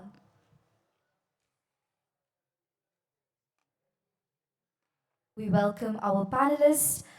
Ma'am, I would like to give this stage to you. Thank you so much. Thank you. Thank you. Good afternoon, and Minister Hori Awao. Minister, we are very grateful that you've joining us for, I believe, a little while on this discussion. We are running behind schedule. I've been told that we have about an hour for this discussion, and clearly it is sort of, the last discussion where we will hopefully, through the help of my very distinguished panel, we will be able to join some of the dots and some of the issues that we've been discussing since morning. What we have for discussion today is free and open Indo-Pacific and collaboration in Bay of Bengal. Geographically, the whole concept of Indo-Pacific gained momentum after the then Prime Minister of Japan, Shinzo Abe, launched the FOIP initiative, Free and Open Indo-Pacific, in 2016 to develop the Indo-Pacific as a region of shared prosperity. FOIP has become increasingly significant for global powers, and almost all countries of the region, and as well as those outside the region, have from time to time come up with their own strategies, their own ideas. They've articulated their own ideas of the Indo-Pacific. The concept of FOIP overlaps significantly with India's own Indo-Pacific strategy. For India, centrality of ASEAN is part of its Indo-Pacific strategy, and the, Japan also, as we heard during today's deliberations, also sees the larger economic region as encompassing India, especially the Northeast, Nepal, Bhutan, Bangladesh, and Southeast Asia. Uh, the some of the main issues that come to mind when we talk about FOIP is rule of law, freedom of navigation, open and fair trade, connectivity and economic prosperity, peace and stability in the region. And this has convergences with India's own ideas, where we look at, for us, it is Act East policy, Indo-Pacific Oceans Initiative, ASEAN centrality. India has a joint program with ASEAN on ASEAN Outlook on Indo-Pacific and India's Indo-Pacific Oceans Initiative. Now, where does Bay of Bengal come in here? Bay of Bengal geographically is a part of the Indo-Pacific, a buffer zone between South Asia and Southeast Asia, home to nearly 22% of the world's population, and a combined GDP of 2.7 trillion. The region, in a sense, is at the heart of Indo-Pacific. The Bay of Bengal has had centuries of traditional trade routes. It has been the trade routes have brought prosperity to the entire region. Colonialism, post-colonial period, post-World War II has brought a different outlook to the region. But definitely now the Bay of Bengal region is emerging as a critical sub-region within the Indo-Pacific, and FOIP principles can act as a catalyst for deeper cooperation among its littoral states. Bay of Bengal is clearly gaining importance, but we have to also remember that it is an area where big power rivalry is playing out. It has become strategically a very important entity globally. So some of the pathways for cooperation in FOIP and Bay of Bengal would be maritime security. It is very much a part of Japan's own ideas on FOIP. The safety of sea lanes, freedom of navigation, where countries in the littoral have done joint naval exercises, Coast Guard collaboration, information sharing to reduce piracy, illegal fishing, trafficking. And here BIMSTEC has played actually a very important role in terms of non-traditional security issues. Japan's FOIP strategy also highlights the multi-layered connectivity through infrastructure, investment, value chain,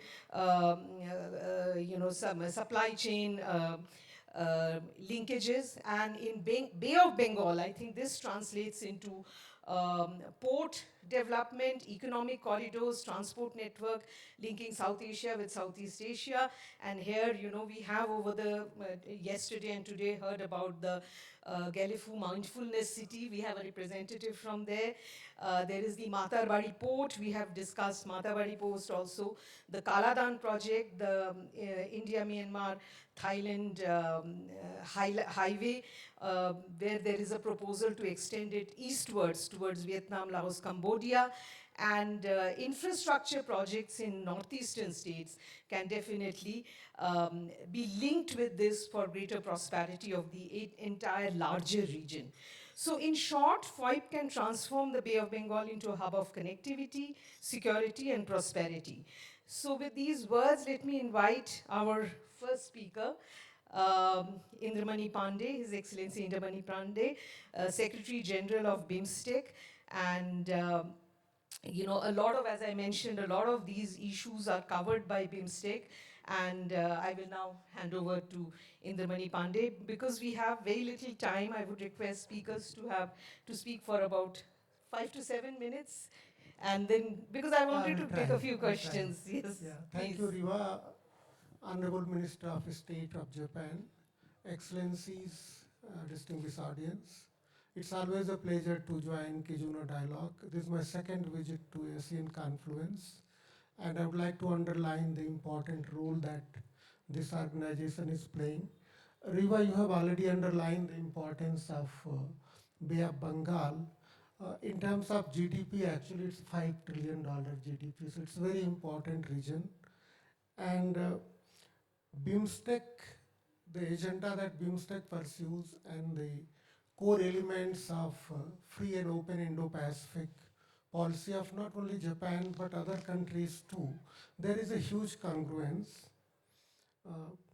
BIMSTEC defined its vision not only in its charter but in BIMSTEC Bangkok Vision 2030, which calls for a prosperous, resilient and open BIMSTEC region, which is again important part of Indo-Pacific. So there is a congruence in the vision. When we look at the agenda, some of the agenda items that we have are again very congruent with the overall agenda of Indo-Pacific, of India, Japan, and other key players. We underline connectivity a lot.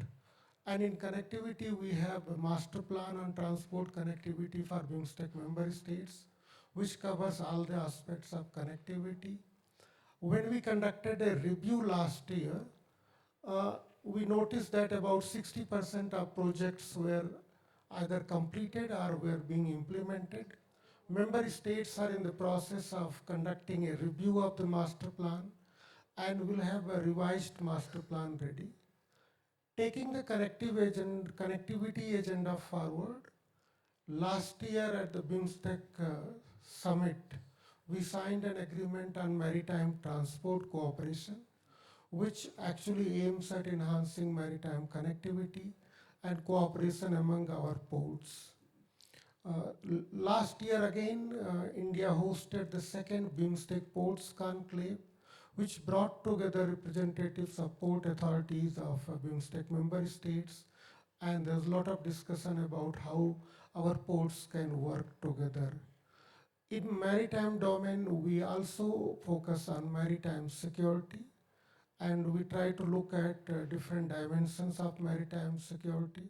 For example, we are looking at how to enhance coordination among the law enforcement agencies of member states. We have already negotiated a protocol for that. There is a proposal to have an exercise of our maritime security agencies. For the first time, maritime law enforcement agencies of our member states will be coming together. There are other aspects of maritime domain too where we are looking at cooperation. For example, maritime domain awareness, which is a very important aspect of maritime security. How to deal with maritime oil spill pollution, that is also on our agenda. Then very important aspect of maritime cooperation is blue economy for us. There is an expert group already constituted to prepare an action plan on blue economy. Then let's look at trade, investment and development agenda, BIMSTEC. Again, we have already signed the framework agreement on FTA, and 6 constituent agreements are being negotiated. We have had BIMSTEC Business Summit, business conclaves. So there is an effort to bring together our business communities, and we are in the process of constituting Chamber of Commerce and Industry for BIMSTEC member states. Salience of BIMSTEC, I would like to underline for our eastern and northeastern states also. As you underlined, our eastern and northeastern states together, they border with 4 BIMSTEC member states, Bangladesh, Bhutan, Nepal and Myanmar. So whatever successes BIMSTEC is going to achieve in regional cooperation, we believe will contribute to growth and prosperity of our northeastern states and also our eastern state. At the same time, whatever initiatives we take together with our friends like Japan for enhancing prosperity and connectivity among our northeastern states and eastern India, that will also contribute to success of BIMSTEC because it will contribute to enhancing connectivity among the BIMSTEC member states. One more aspect of our cooperation that I would like to highlight, which would be beneficial for northeastern state, is our project to connect the electricity grids of our member states. As you are aware, some of our member states have surplus power potential. Some of our member states need more power. Also, they face the challenge of transition to green power, and that is where connecting our power grids becomes very important. Fortunately for us, power grids of our 4 member states are already connected: India, Nepal, Bhutan, and Bangladesh. Uh, we can in future look at the opportunities for connecting Myanmar and then through Myanmar to Thailand. And Sri Lanka, we can connect as soon as the technology enables us to do so through maritime cables. So there is a real potential of connecting our power grids, which will benefit all our member states and also particularly eastern and northeastern part of India. So I would like to conclude by saying that BIMSTEC has a vast agenda comprising 16 to 18 areas of cooperation. We are at the cusp of becoming a very vibrant and very effective regional organization. And the strength of the BIMSTEC is that it has political support of all its member states. It has been a non-political organization, so in spite of political changes in our member states, we have continued to function well. We have a very defined agenda. We have all the mechanisms in place to forge regional cooperation. And also we have instituted a unique process of designating all our member states as lead states for certain sectors. For example, Bangladesh is lead member states for trade, investment and development and blue economy. Bhutan is for environment and climate change sector as well as mountain economy. India leads security sector, energy sector and disaster management. If I mention Myanmar, it leads in agriculture, food security, fisheries and livestock. Nepal leads very important sectors of culture, tourism, people-to-people relations. Sri Lanka leads in science, technology and innovation, human resource development and health. And Thailand anchors very important sector of connectivity. So through this process, we have ensured that all our member states are equally involved in the process of building a successful BIMSTEC. So BIMSTEC is prepared to play its role in this region, connecting it more and building a more prosperous region. Thank you, Indramani. I think what you said about BIMSTEC's success in regional cooperation and integration can really be a game changer for Northeast. And BIMSTEC has a very, very wide agenda, from connectivity, which is really one of its major pillars, to maritime cooperation and electricity grid connectivity. Due to shortage of time, obviously you could not talk about the law enforcement and the other very significant achievements. Excellency, may I now turn to His Excellency Riaz Hamidullah, the High Commissioner of Bangladesh. It has been, Indo-Bangla cooperation in connectivity has been an underlying theme since morning. I think we've heard many speakers talk about how pivotal the cooperation is for, a vision of an integrated, prosperous and developed Bay of Bengal. It's also interesting that Bangladesh is the chair of BIMSTEC right now. Bangladesh also has a articulated vision of the Indo-Pacific. So may I now hand over to you to, give us your views on these subjects. Thank you. First of all, Honorable Minister, Excellencies, friends. Foremost, I think I should compliment and applause Asian Conference of Datta for facilitating this catalyzed conversation. It's been 2 weeks that Bangladesh got past the most peaceful election. Government in Dhaka is just 10 days old. And even though the government is just 10 days old, I think they have made it clear that Dhaka is open and ready to engage with any friend and partner in driving our cooperation and collaboration, both underlined, based on dignity, mutual trust and respect, and shared benefits. I think these correspond well with the FYP vision. our relations with India stand beyond any qualification, simply put, marked, to my mind, by friendship and partnership. This is what Prime Minister, our new Prime Minister Tariq Rahman has been articulating for the new government's overall approach to be Bangladesh first in terms of engagement. Just for you to fill in the 10 days, the visa services have been resumed with India, borders have been opened, the pass service has resumed. It's been, I think, quite a few days. And all these while we have the border, Indo-Bangladesh border has, from our side, has remained open, and we hope that India, the land customs stations will also similarly open up. So, in our view, as we stand, it's important to reimagine the engagements beyond trade. Frankly speaking, for so long, people across our contiguous geography has been connected.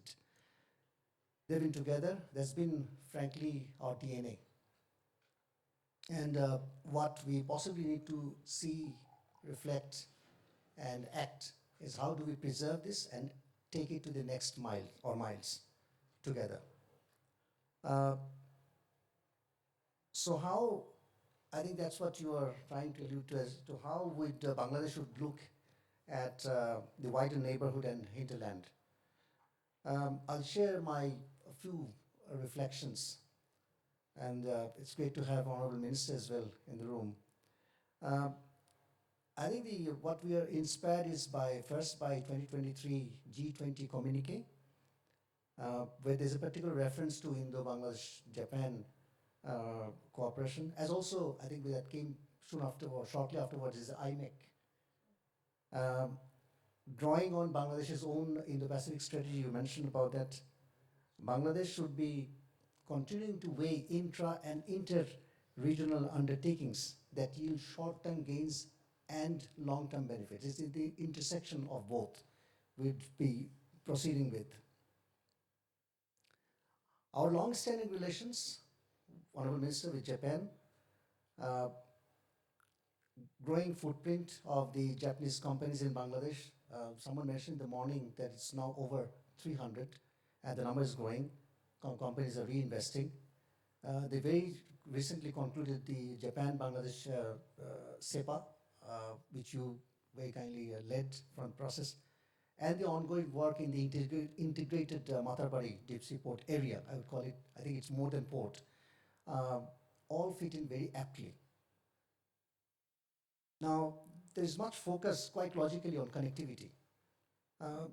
It's been over 2 decades that Bangladesh has been quite on the forefront in terms of 2 mega blueprints. One is the SARC Regional Multimodal Transport Study, and also later we came with a BIMSTEC Transport and Logistics Study, but both being complementary, no need to explain that.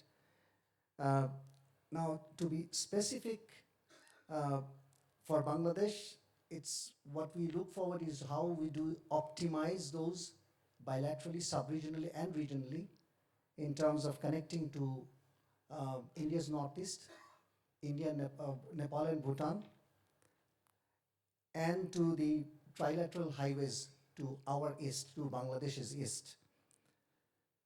Bangladesh has consistently been emphasized for quite some time, and this is not new news to anyone, that any such comprehensive connectivity should unlock granular or larger supply and value chains, so that mutual interdependence is being brought or given real impact and benefit. That is its real meaning. I think the deliberations that I've heard since morning also asks me to say that we all should secure a careful balance between fulfilling expectations of business industry, you all are very eminently represented in the room, and aspirations of mass people. I think it's also no surprise that we have very young demography. I heard that Northeast has median age is somewhere around 22 years, Bangladesh is 27 years. Again, no explanation needed. And that's why Bangladesh stands for approaching connectivity in a wider sense, justifiably, beyond physical or industry-driven connectivity approach. I'll make two particular points very briefly. One is in this context. One is technology, knowledge, and data connectivity, which I think when we were looking at SRMTS or BTLS, it was not foreseen or could not be foreseen. World was different, our economies were different, possibly so we were different as well. But today, we see that more than trading goods, trading merchandise goods, physical goods, no less is our service economy. Therefore, technology, knowledge, and data connectivity should sync in seamlessly, complementing physical endeavors, so that all undertaking redeem people's well-being at the last mile. That has been core of what's coming from our population, I believe from many other regions as well. The second is that learning, skilling, and technology nexus. I think these three pillars, verticals need to be looked at a nexus approach. The nexus need to be taken to robustly so that, and Dhaka would be open to rediscover in that sense the existing cooperative agenda involving India or Japan or both, so that there are compelling and lasting buy-ins underlined across every society and economy within our shared geography. We would believe that's how countries and communities is one of the defining features in our part, around the entire Bay of Bengal will eventually be able to secure peace, harmony, and prosperity together. Final word, Bangladesh has also stood for open regionalism. As the incumbent BIMSTEC chair, we would look at sectoral cooperation as also the entire spread of regional cooperation. We heard Ambassador Pandey, as you laid out, where every segment of society or sector of economy stand to benefit, irrespective of sectors or institutional framework. These are my reflections at this stage, madam. Thank you. Thank you, Excellency. It's a new government in Bangladesh, and it is. You've just announced that. Okay. I think we have Minister Hori is having to leave now, so we just wanted to take a moment to thank you again for your presence here. Thank you very much. Over to you.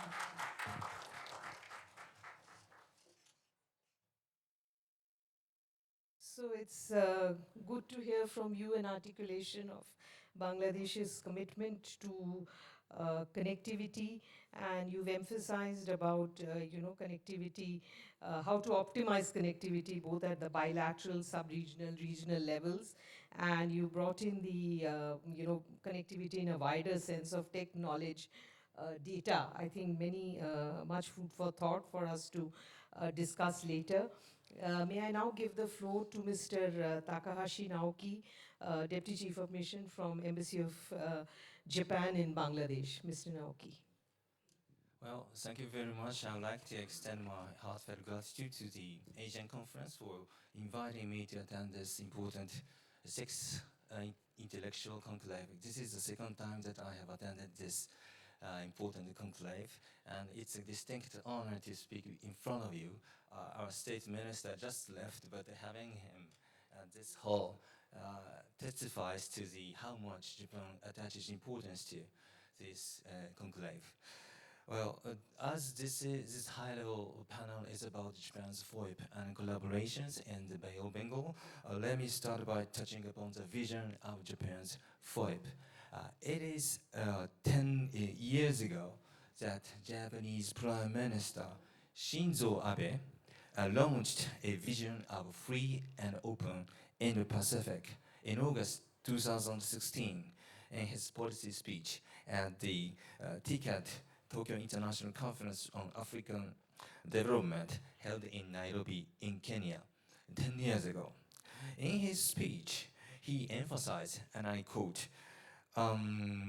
Japan bears the responsibility of fostering the confluence of the Pacific and the Indian Oceans and of Asia and Africa into a place that values freedom, the rules of law as a market economy, free from force and coercion, and making it prosperous. That's what he said 10 years ago.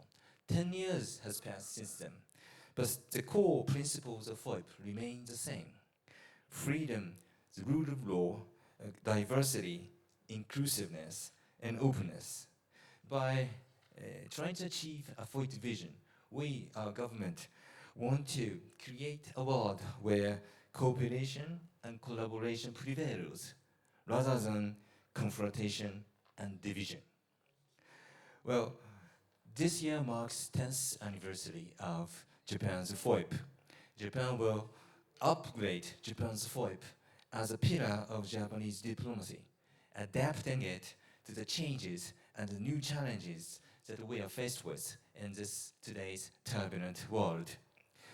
In this endeavor, the Bay of Bengal and northeastern part of India bear strategic importance. The Bay of Bengal should be viewed not merely as a geographically boundary, but as an open gateway connecting northeastern part of India and Bangladesh to the global economy, together with Nepal, Bhutan. This sub-region area that includes certainly the state of Meghalaya, this beautiful city of Ceylon, holds a significant potential for economic development. This is against this backdrop that 3 years ago, the then Prime Minister Kishida, when he visited India, announced a new plan for FOIP. And among his key initiatives announced at that occasion was the development of an industrial value chain connecting the Bay of Bengal and the northeastern part of India. This industrial value chain initiatives aims to promote business and industrial development across India and Bangladesh while connecting India's northeastern region to the sea. It seeks to achieve this by enhancing both hard and soft infrastructure and also by encouraging private investment.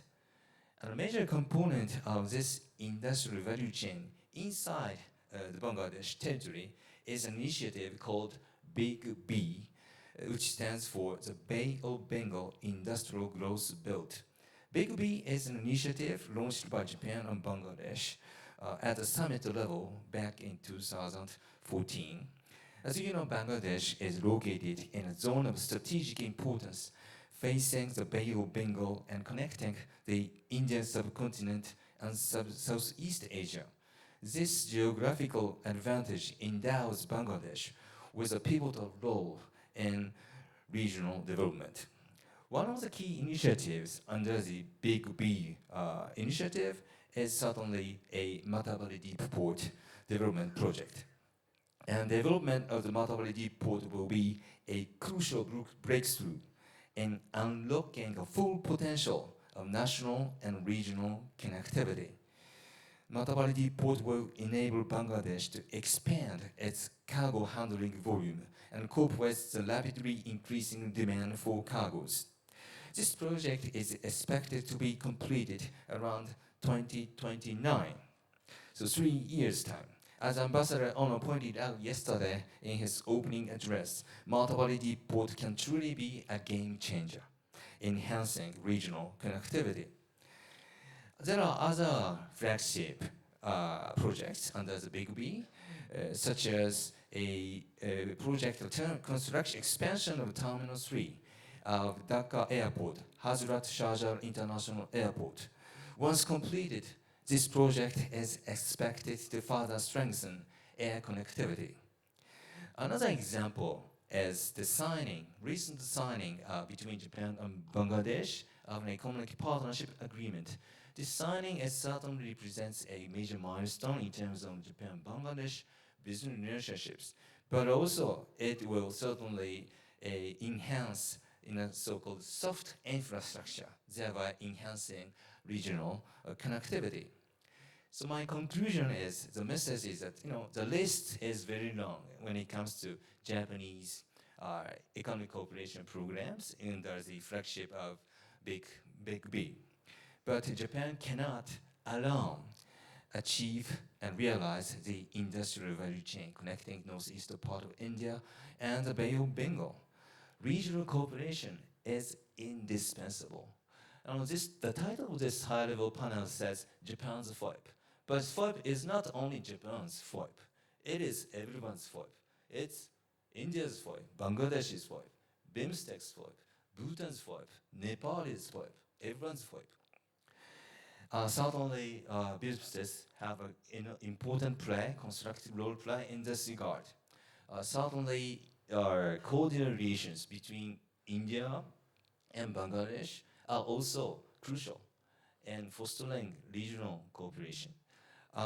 His Excellency Riyad Hamidullah, High Commissioner of Bangladesh to India, elegantly spoke about opportunities and challenges ahead.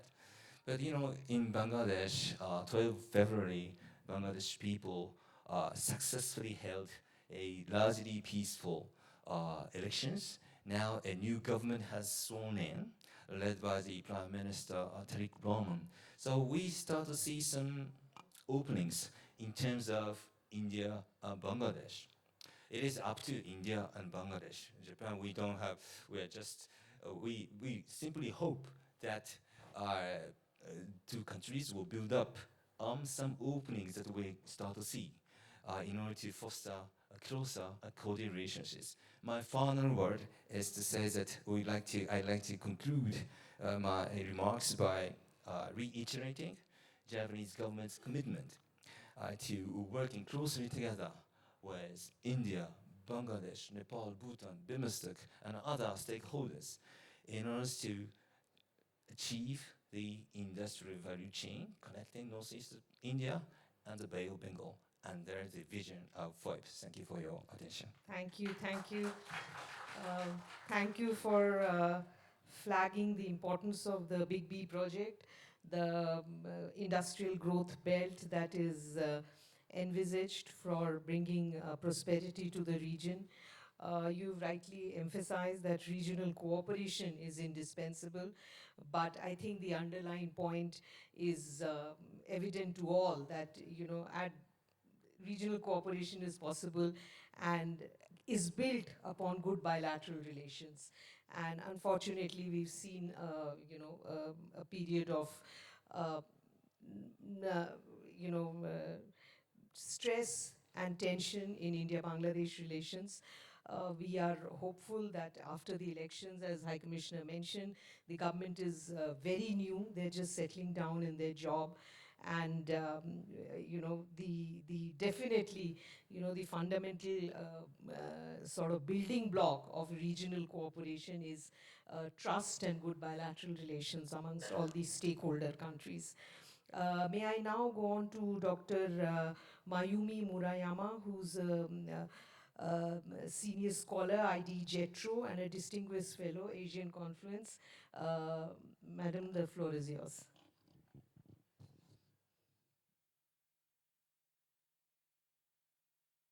Hello, okay, thank you. Can I use, thank you very much. So distinguished participants, dear friends and dear colleagues, very good afternoon. And it is my great privilege and honor to be here today, and my deep gratitude to the Asian Conference, Mr. MP Besbarua and Mr. Savia Datta.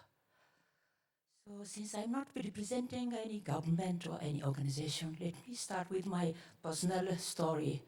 I work for the research institute called the IDE Institute of Developing Economies under JETRO. So when I joined IDE, I was assigned to work on Bangladesh. So staying in Bangladesh and talking with the people of Bangladesh and reading the newspapers from Bangladesh, my perception about the region was shaped by Bangladesh. And as it is often said, Bangladesh being geographically locked, surrounded by India, we often heard that Bangladesh is India locked. So it may be the geographical state, but also it might indicate some kind of psychological situation. But when in 2004, I came to Northeast for the first time. So this is my second time to Shillong after more than 20 years. Then in Northeast, I heard the phrase that the Northeast is Bangladesh locked. So then I learned that important to see the things from other side, and also that this perception of individuals or very different groups really matters.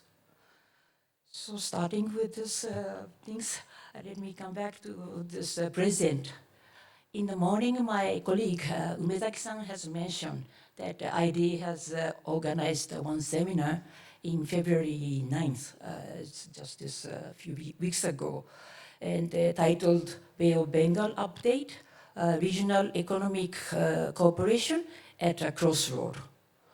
So welcoming the Satya-san and also the Mr. Sushil from Nepal. He was president of Nepal in the Chamber of Commerce Industries. And also the Bhutan and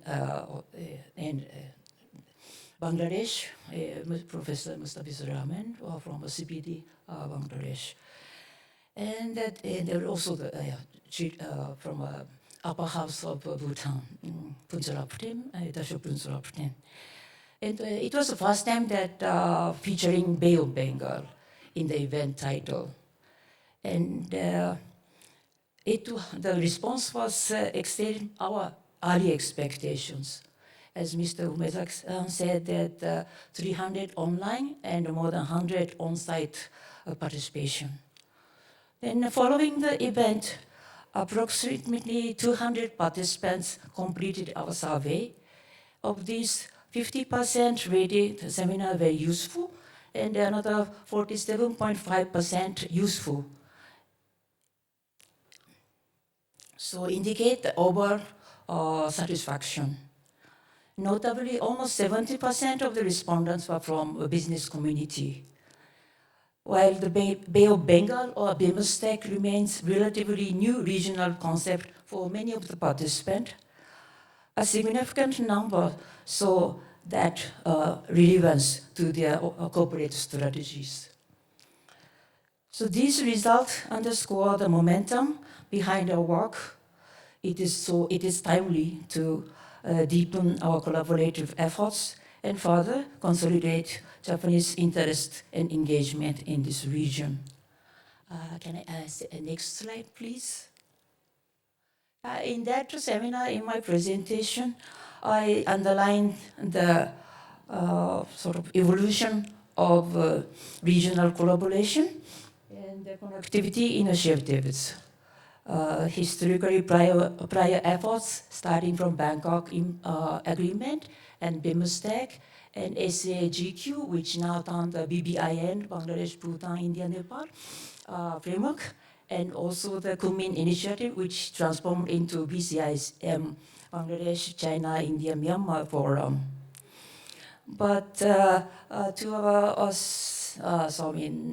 sorrow, this prior efforts struggled to retain sufficient engagement to transform cross-border connectivity into tangible benefits for stakeholders. Actually, the outcome still remains short of early expectations to me. And next slide, please. So today in front of us, we have now the Bay of Bengal framework. Bay of Bengal provides a unifying regional concept that remains underexplored as an operational framework. I say underexplored since historically this Bay of Bengal was very important, connecting both sides of the bay. It is the biggest bay in the world, and it has impact a lot of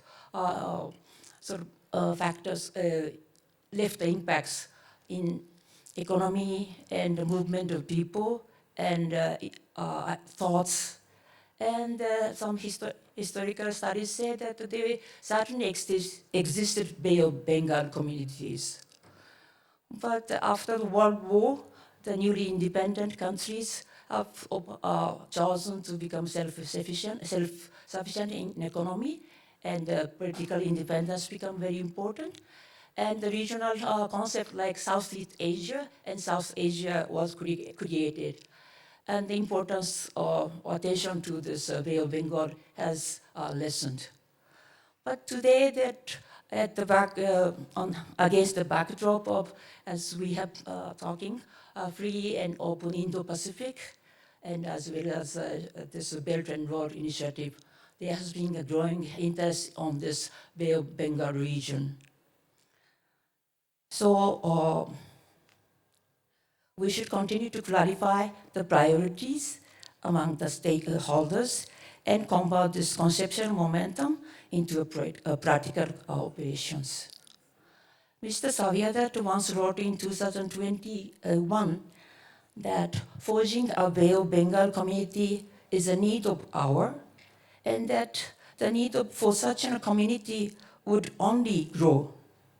He also argued that positive returns from reviving historical network across the Bay and extending into the wider Indo-Pacific would be far greater than the costs of inaction. So 5 years later, however, the development such as the deterioration in Bangladesh-India relationship and the situation in Myanmar and other factors have slowed the initiative. Nevertheless, his perspectives remains very valid. And with national elections in Bangladesh is over and Nepal is coming soon, so it is an opportune moment for us to resume this effort. Can I go to next slide, please? So, So yesterday we have learned that connectivity improved tremendously within borders. And donors like JICA, he clearly mentioned that they are ready to work with multiple governments. Then what are the obstacles? Yesterday, Madam Deepa said that there is a trust between India and Japan. But to me, there's a deficit of trust among the sort of member countries of this region. That is the biggest hurdle to overcome, we have to overcome. So the last slide is, last slide, please. So this is kind of personal proposal. It is not, it is just to complement what has been going on. It's a complementary to the ongoing initiatives by the government, donors, or other agencies, including BEMSTEC and Sasagawa Foundation, but from the very ground level. So I say that we should focus on this, we can focus on this community, Bay of Bengal community once again, and revisiting the once expressed, existed the Bay of Bengal community. There has been the scholarly work that delved into that historical background of this connectivity between the both sides of the bay. And also that we should investigate what are the realities of the ground level, what are the concerns, what are the interests, and taking into that kind of research result, we can disseminate the current status of ongoing initiatives of development and connectivity among the wide range of stakeholders, including the residents, young people, politicians across the borders. So then, and I hope we can force another new community of Bengal. And Japan can also be, I hope, become a definitive part of this community. Thank you very much. Thank you, madam. Certainly, you've touched upon some very interesting issues. I think you mentioned BBIN. First time in this last 2 days I've heard anybody speak of BBIN. But frankly, I feel BBIN is a low-hanging fruit because the BBIN protocol and agreement have all been negotiated. It's a complete document. It's a negotiated document. India, Nepal, and Bangladesh have already finalized the protocol. And it has been, it is awaiting national government. It can be a game changer for the region. BCIM, I have a lot of doubts. I don't think the situation we've crossed the BCIM issue long back. I don't think we can revisit with BCIM. But what you mentioned about trust is absolutely true. because we know that in the region, you know, it's not as if there is lack of trust today. There have been ups and downs in our relations. India has done business. There is an asymmetry of power, definitely, in the region. There is no doubt about it. India is the larger power. India is the larger country with a big economy. So I think it's an issue which I'm sure political leadership looks at, and all this effort with BIMSTEC and everything is geared to build trust.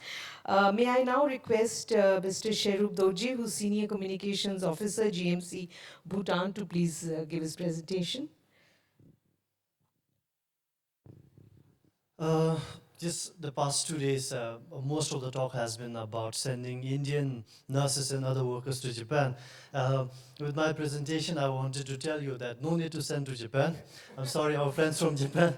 You all can send your talented workers to Gelefu, and you could send 1 lakh per month. Actually, come back 1 lakh in cash, in hand, and drive on a sunny weekend, come back to Shillong and hand over the money to your parents. So this is the proposition I come here with. On this note, Excellencies, Madam Chair, dignitaries, ladies and gentlemen, first of all, I would like to convey the warm greetings and best wishes of His Majesty the King to all the delegation here. And thank you, Mr. Datta, for considering Gelefu Mindfulness City as part of the conclave. This is our first engagement, and I hope, Mr. Datta, it won't be the last. I hope you will keep coming in the coming years. Just to quickly get into my presentation. So, Gelefu Mindfulness City, it's a city, but not like any other city. We are trying to build a city based on mindful innovation, sustainable focused growth. So this is the sort of city that we are looking at. It is a vision of His Majesty King Jigme of Bhutan, transformative vision which we aim to transform the country, transform the region, and also hope to offer a model of sustainable city to the world. Next slide, please. So when we talk to foreigners about Bhutan, or when foreigners perceive Bhutan, this is the sort of the image that they have in their mind. A young, handsome king, beautiful queen, Buddhist spiritual wellness, tradition, culture, and all of the things. Now at GMC, what we are trying to say is that Bhutan is all of these, but we're also more. We're bold, we're young, we're ambitious, and we want to be a center for sustainable model of sustainable city development model for the world. Next slide, please. So the narrative that has been for the past many decades is that Bhutan is that tiny landlocked nation sandwiched between giants of India in the south and China in the north. So this has been the narrative so far. With GMC, what we did was we zoomed out on the global map and we found ourselves right in the center of this huge land economic corridor. We have in South Asia over 3.3 billion population. Half of the world's population is right at our doorsteps. And if we bring in East Asia and the Southeast Asia in the picture, then the world is at our doorsteps. So we, with GMC, want to unlock the economic potential that is there in India and across the region in the Southeast Asia and South Asia and East Asia region. Next slide, please. So how do we go about doing that? Now, as I said, it is a transformative vision. It's a city that was born out of visionary leadership of His Majesty the King. It's our boldest step. It is also going to shape Bhutan's future. So while doing this, while building GMC, we want to harness Bhutan's strength. Bhutan is known for green energy. Bhutan is currently known for sustainable resources, enlightened leadership. We want to use all these and build a city that is spiritually mindful. We're building the city actually economically prosperous and environmentally sustainable. So far, what we have been doing in Bhutan is, of course, cultural preservation. We are up there. Environmental preservation. We are up there. Governance and good governance and all. We are up there. But when it comes to the economic prosperity, we have sort of held back by all of the constraints that we put ourselves with environment and culture preservation and all. So we want to now piggyback on whatever advantages that Bhutan have and build a city which is also economically prosperous. Next slide, please. I'll just quickly run through this. Now, how will we go about achieving this transformative vision? It is through the Diamond Strategy, which His Majesty King Jigme announced it during Bhutan's National Day in 2024. So what is Diamond Strategy? Diamond Strategy is the one country, two systems approach. So with GMC, we are in essence trying to build an entire new country with new systems. Of course, it will be part of Bhutan, but it will be functioning like an entire new country. So the idea is that Gelefo Mindfulness City will take its own course for the next 20 years. Bhutan will take its own course for the next 20 years. That's the divergent stage. And in the next 20 years after that, then Bhutan has to learn from all the good things that are being done in GMC, adopt it, adapt it, and come together. And at the end of 40 years, in 2065, both Bhutan's economy should be transformed into a high-income economy. So that's the idea. GMC will be like a test bed, like an innovation lab of sorts, where we can test ideas, where we can test policies and regulations and all of the things that are working around the world, try it out, and then the rest of Bhutan can implement it, and we converge together, completing the tip of the diamond. Now, how do we go about doing that? Is through a special administrative region. Next slide, please. So His Majesty, using his royal prerogative granted by the Constitution of Bhutan, made Gelefo Mindfulness City a special administrative region. Now this means that the government of Bhutan, the Prime Minister of Bhutan, the Parliament of Bhutan, the judiciary of Bhutan will have no say in how things are done in GMC. So which means that we will have the autonomous powers. GMC will have the autonomous powers to incorporate all the best practices around the world, policies from around the world to attract global investments, to create necessary conditions for value added economy that will benefit Bhutan, that will benefit the Northeast region, that will benefit the entire Southeast and Southeast Asia region. Next slide, please. So as part of the special administrative region, we are able to cultivate and this innovative ecosystem for new industries that are coming up. We're talking about crypto, we are talking about fintech, we are talking about AI. So in all these spaces, we are now at the forefront, and we're able to create the frameworks necessary to not only be part of the industry right now, but also position ourselves for the future. So as I said, we have full autonomous powers, and so one of the things that we are doing is I'll just take a few more minutes. We looked at Singapore. They have the best financial regulations, so we are adopting regulations from Singapore and adapting it to our context. We're looking at Abu Dhabi global market as well. Investors go there because there are business-friendly environments, and regulations there are already understood by big investors out there. So we have adopted the best policies and regulations from there and adapted it to our context. Next slide, please. So how do you go about doing that? So Bhutan is known as a green country where 60% of our country is kept under forest cover. What we are doing at GMC is we are doing it much better. We will keep 80% of GMC, the entire city, under forest cover. Next. And Bhutan is known as clean, so we'll also have clean air, we'll also have clean water in GMC. Next. Also, safety region is a lot of political instability and sensitivities around the region, but Bhutan is known for, yeah, just a few more minutes. I'll just quickly brush through. I'll just show the industries and then stop. Yeah. So so Bhutan can offer the safety to investors that are coming in. Then last, one more slide, please. Next one. And then, of course, happy. Next one, please. So just to give you all a context where this is the map of Bhutan. So the development size of Gelefo Mindfulness City is 1 million hectares. So we are talking about 1 million acres, sorry. We are talking about a city that is 5 times the size of Singapore and 7 times the size of Hong Kong. And it's located in south central part of Bhutan, which is bordering the state of Assam next as well. So last slide.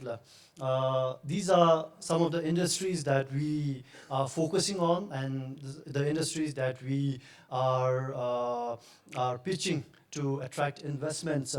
One is in spiritual, health and wellness, education and knowledge, agri-tech and forestry, clean energy and tech industries, finance and digital assets, and aviation and logistics. I'm really happy that there are we have a gathering of people and organizations from various sectors, and I've had a lot of conversation with some of them as well, and I hope we can take conversation forward and look for partnership opportunities at GMC between India and Bangladesh and Nepal and Japan and other countries. Thank you so much Thank you. my apologies. Thank you. High Commissioner Riaz Hamidullah has to go he has a meeting with the Chief Minister. So I'll just, in case any of you have questions, I will take 2 questions and only for High Commissioner. Okay, there are 2 questions. Mr. Gao. Yeah, we'll.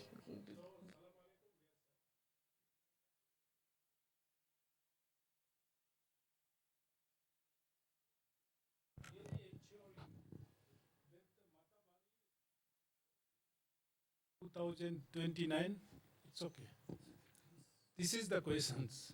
Both you are ensuring that Matabari port will be complete in 2029. Are you sure? Both. Okay.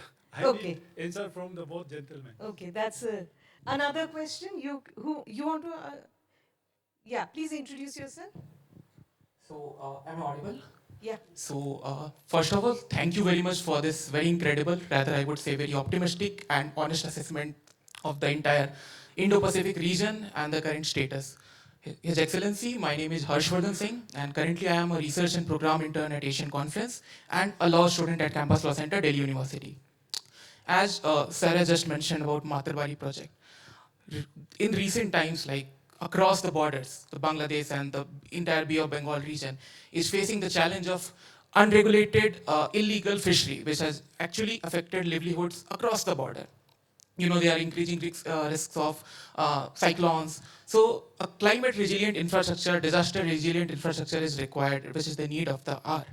How is the current government and how is the current, particularly the leadership, since Bangladesh is having recent political changes and the entire world is looking at it with a lot of optimism. So how Bangladesh is navigating itself through, how is this positioning itself in the new paradigm shift of free, fair and open and resilient Indo-Pacific? Thank you, sir.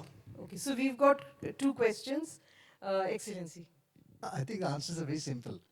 You heard me loud and clear, and also the Japanese embassy representative. I don't see, and I don't think there is any press report otherwise to corroborate that the construction or development of the port is delayed or being whatever. There is no constraining factor. So I have very little to add, and I think you heard me loud and clear. IIU fishing, that you're mentioning. I think this is, yes, there are some issues. I mean, wherever you share common shared blue water, sometimes that become an issue. And luckily, between Bangladesh, India, Myanmar, the maritime border has been demarcated. Frankly speaking, I also been in Sri Lanka. I've seen that how quite often, because one of the critical challenges is that you're dealing with millions of marginal artisanal fishermen.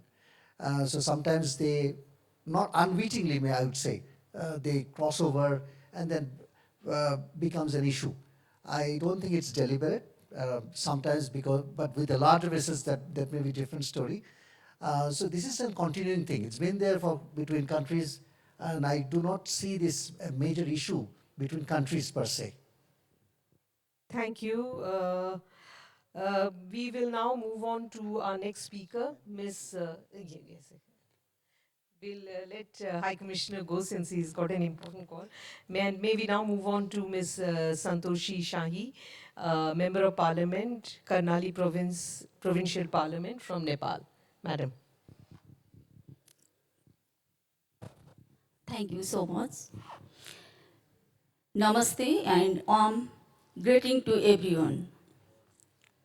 It is a great pleasure and honor to be present here in Shillong, Meghalaya. At this distinguished Asian conference event on the India-Japan dialogue, I would like to sincerely thank the organizers for the kind invitation and for providing me with the opportunity to be part of this important gathering. As you are aware, Nepal and Japan are proudly celebrating 70 years of diplomatic relations this year.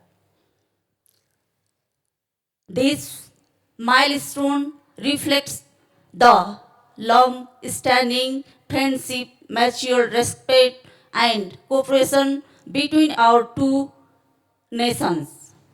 Recently, our Right Honorable President paid an official visit to Japan, where he had a successful and meaningful mindful meetings with His Majesty the Emperor and the Prime Minister of Japan.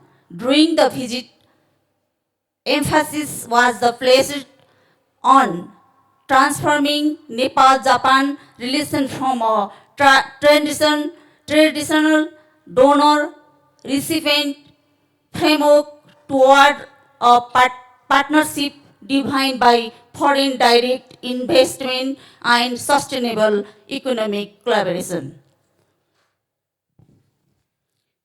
The government of Nepal has placed a strong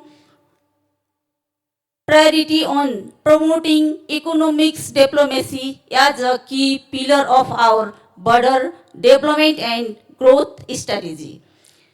In this regard, I am particularly pleased to see the presence of many distinguished Japanese companies at this event. I would like to warmly invite and encourage them to visit Nepal and explore the vast opportunity available, especially in the energy sector.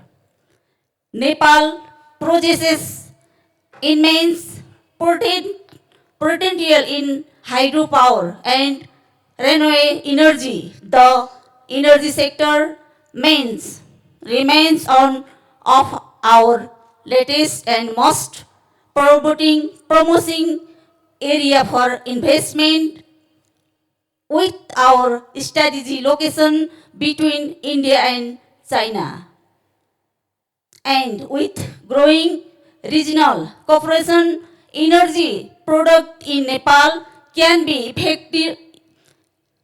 efficiently supplied to neighboring countries such as India and Bangladesh, creating a win-win regional framework for sustainable growth.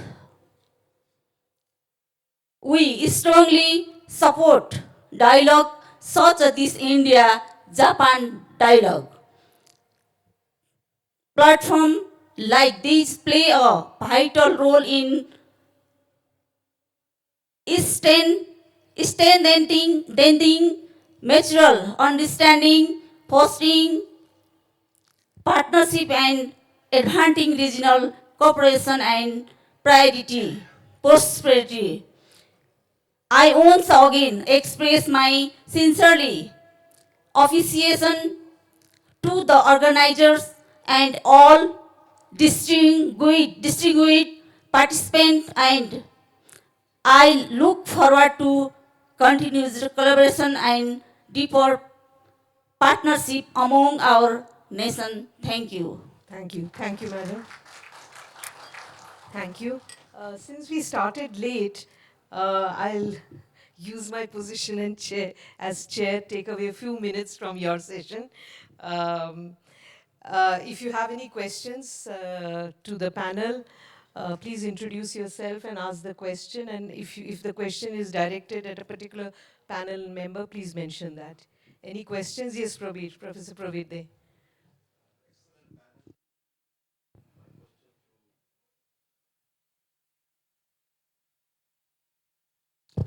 My questions to person representing Garefo Mindfulness City. This great project, but if you can tell a little bit more about, time is limited, briefly, coming to the point, who is going to invest, where the money is coming, who are going to live here, is it open to the skilled people, who is actually going to be there, and where the money will be coming? Thank you. Let me take another few questions. Any other questions? Anybody else has a question? Or it looks like everyone's very tired after a whole day's discussions. No, I don't see any other questions. Yeah. The presentation was very nice. I thought I'll shift my residence there sometime, but that's a very valid question, and I want to know that if people, let's say in India we have Gift City, and this is a special economic zone inspired by global best practices. So if you can tell us how you will handhold, let's say foreign people, India or Japan or any country, and how you going to make it happen. That's all. Thank you. I see no other questions, so over to you. Okay. Thank you so much for the questions. I could not get to that part of my presentation. I had like 15 more slides, but at the city, we're looking at a population of around 1.5 million to 2 million when the city is in its final light sometime in 2065. So this is the population that we're looking at. Now, even if we bring in the entirety of Bhutan and put it in GMC, it will not cover the number of population target that we have.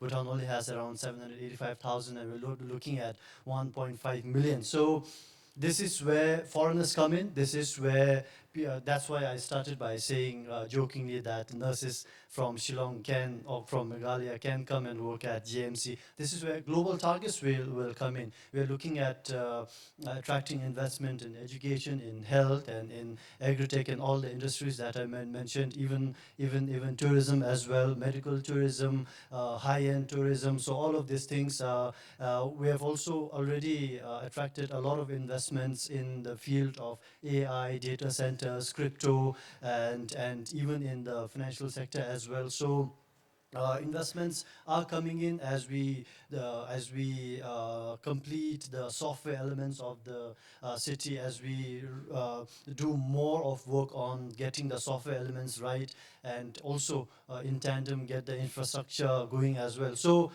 to be very precise, a lot of the people that will live in the city would be residences, people who would want to come and live in the city. We have options for that. Japanese, Indian, it is open for everyone. There will be people who are coming there to work there for the various companies that will be operating in and from Gelfu Mindfulness City. It will be other elders and other people who come in to educate themselves, who come in for medical treatments, and also, I guess, in short, I hope it answers your question. Thank you. Before before we end, anybody else? Maybe, it's not every day that we get Secretary General of BIMSTEC coming to Shillong. Would you like to say some concluding words, Indramani? In all the conversations that we have had today and yesterday, I think there has been a lot of emphasis on regional cooperation. And when we look for a platform to forge that regional cooperation, we should look at BIMSTEC because it's already there. As I said, it has all the mechanisms in place with its own charter. And also we are engaged in external partnerships with a number of UN and international organizations, which will continue to grow in future. So I would like to underline that those who are looking for opportunities to bring countries together of this region and undertake a project collectively, they should look at BIMSTEC as an available platform and should utilize BIMSTEC as a platform to forge the kind of cooperation that they envisage. Thank you, thank you. So basically, the words we take back from this session is our regionalism, collaboration, cooperation, but definitely the Bay of Bengal region is a region which is seeing geopolitical shifts as all over the world. There is big power contestation going on here, and the region itself is has the bilateral relations are also something which we do not have. You need to have separate several sessions to discuss this, but definitely regionalism, cooperation and collaboration will lead to greater prosperity, greater progress, and the win-win, absolute win-win for Northeast.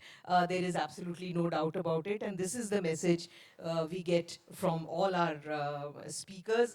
And in this, Japan is a very, very important partner, which in fact is a thread which binds the regionalism together. Thank you all. Thanks to all my panelists, and thank you all for your participation. Thanks.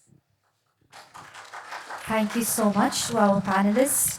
We would also like to felicitate each one of you. First off, we thank Dr. Mayumi Murayama, Senior Scholar, IDE, JETRO, and Distinguished Fellow Asian Confluence. Thank you so much, ma'am, for your presence.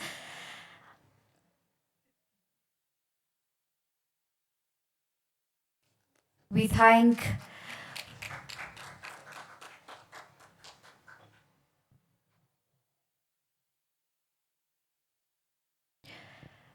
you, Mr. Takahashi Naoki, Minister, DCM, Embassy of Japan in Bangladesh, as well as His Excellency Indramani Pandey, Secretary General BIMSTEC, as well as the Chair, Ambassador Riva Ganguly Das, former Secretary East for High Commissioner to Bangladesh, Member Governing Council Asian Confluence, His Excellency Riaz Hamidullah, High Commissioner Bangladesh, as well as Ms. Santoshi Sahi, Member of Parliament, Karnali Province Parliament, Nepal. Can we please gather for a group photo? I request the panelists to please step forward.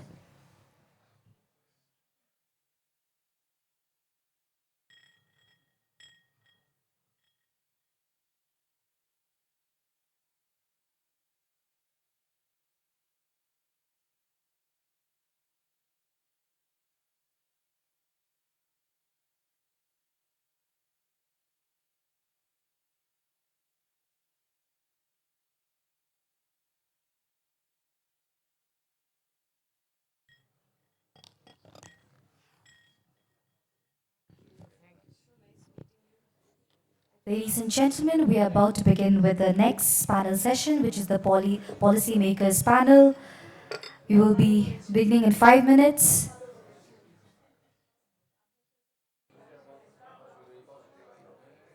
All right, ladies and gentlemen, let us begin with the next session, that is the Policymakers panel. First off, I would like to invite the chair, Dr. Nobuku Kayashima, Executive Director, Sasakawa Peace Foundation. We also have other panelists, members, Shri Tapir Gao, MP Arunachal Pradesh, as well as Dr. Wanwei Roy Kharluki, MP Meghalaya.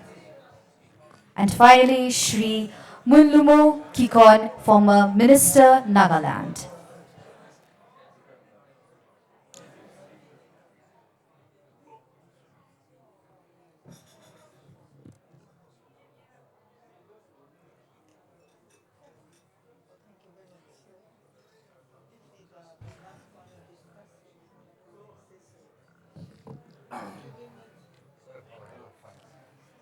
Ma'am, the stage is yours. We can continue with the session.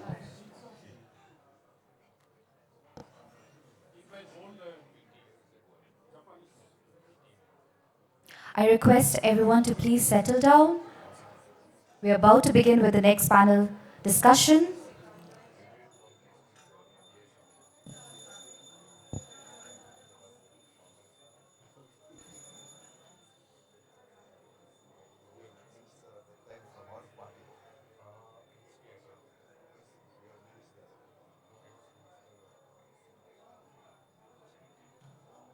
Dr. Nobuko, the stage is yours. Thank you.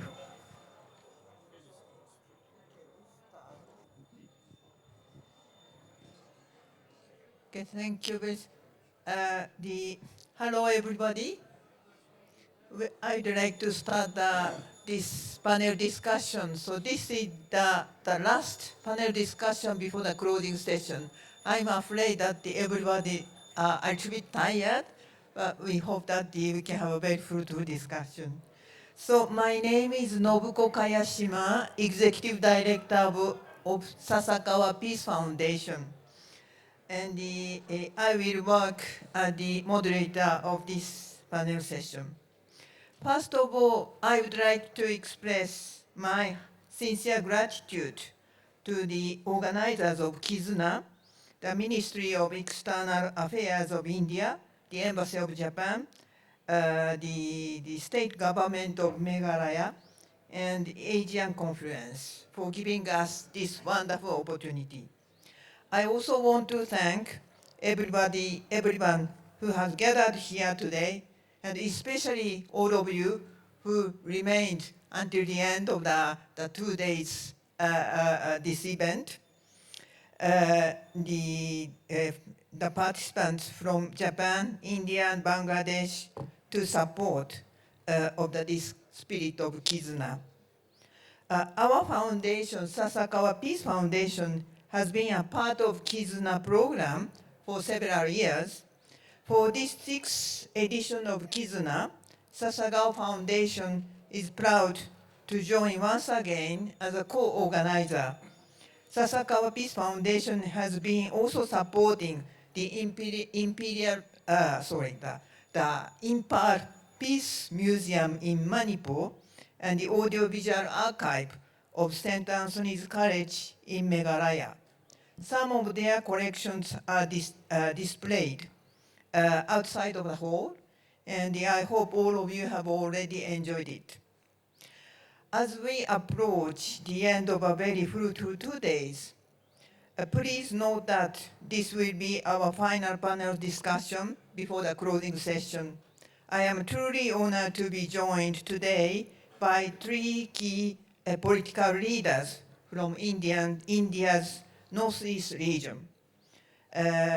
Shri Tapir Gao, Member of Parliament from Arunachal Pradesh, Dr. Wanwei Roy Karuruki, Member of Parliament from Meghalaya, and Shri Muhondyumo Kikon, former Minister of the Government of Nagaland. Always the pronunciation of the foreign names, I become always very nervous because I'm afraid to make a mistake. But anyway, the overarching theme of our session is how we can practically advance Japan-India cooperation at the respective states level. Specifically, I am very much looking forward to hearing their thoughts on how each state's unique agenda can be seamlessly integrated into both India's national strategies and a broader regional context involving neighboring countries. Furthermore, I hope we can learn also from their experiences about how 3 critical pillars, economic development, such as a high-tech ecosystem, which we heard a lot in the morning, environmental sustainability, such as circular economy, and people-to-people exchange, or human resource development, together with Japan or other countries. So these 3 pillars, how interrelate and synergize with one another in a state level. So without further ado, let us hear from our distinguished panelists. To begin with a discussion, it is my distinct privilege to invite Shri Tapi Gao, Member of Parliament representing Arunachal Pradesh. As a senior leader with profound experience in public service, his voice is crucial when discussing the strategic dimensions of India's Act East policy. Arunachal Pradesh shares critical borders, as we are very aware, and plays a pivotal role in regional connectivity. Surigao has been a strong advocate for robust infrastructure development and sustainable growth in the Northeast. His insights today will be invaluable in understanding how we can scale up India-Japan partnerships for regional stability and economic integration. Please welcome Shri Tapigao. The floor is yours. I'll be more comfortable here. Yes, yes.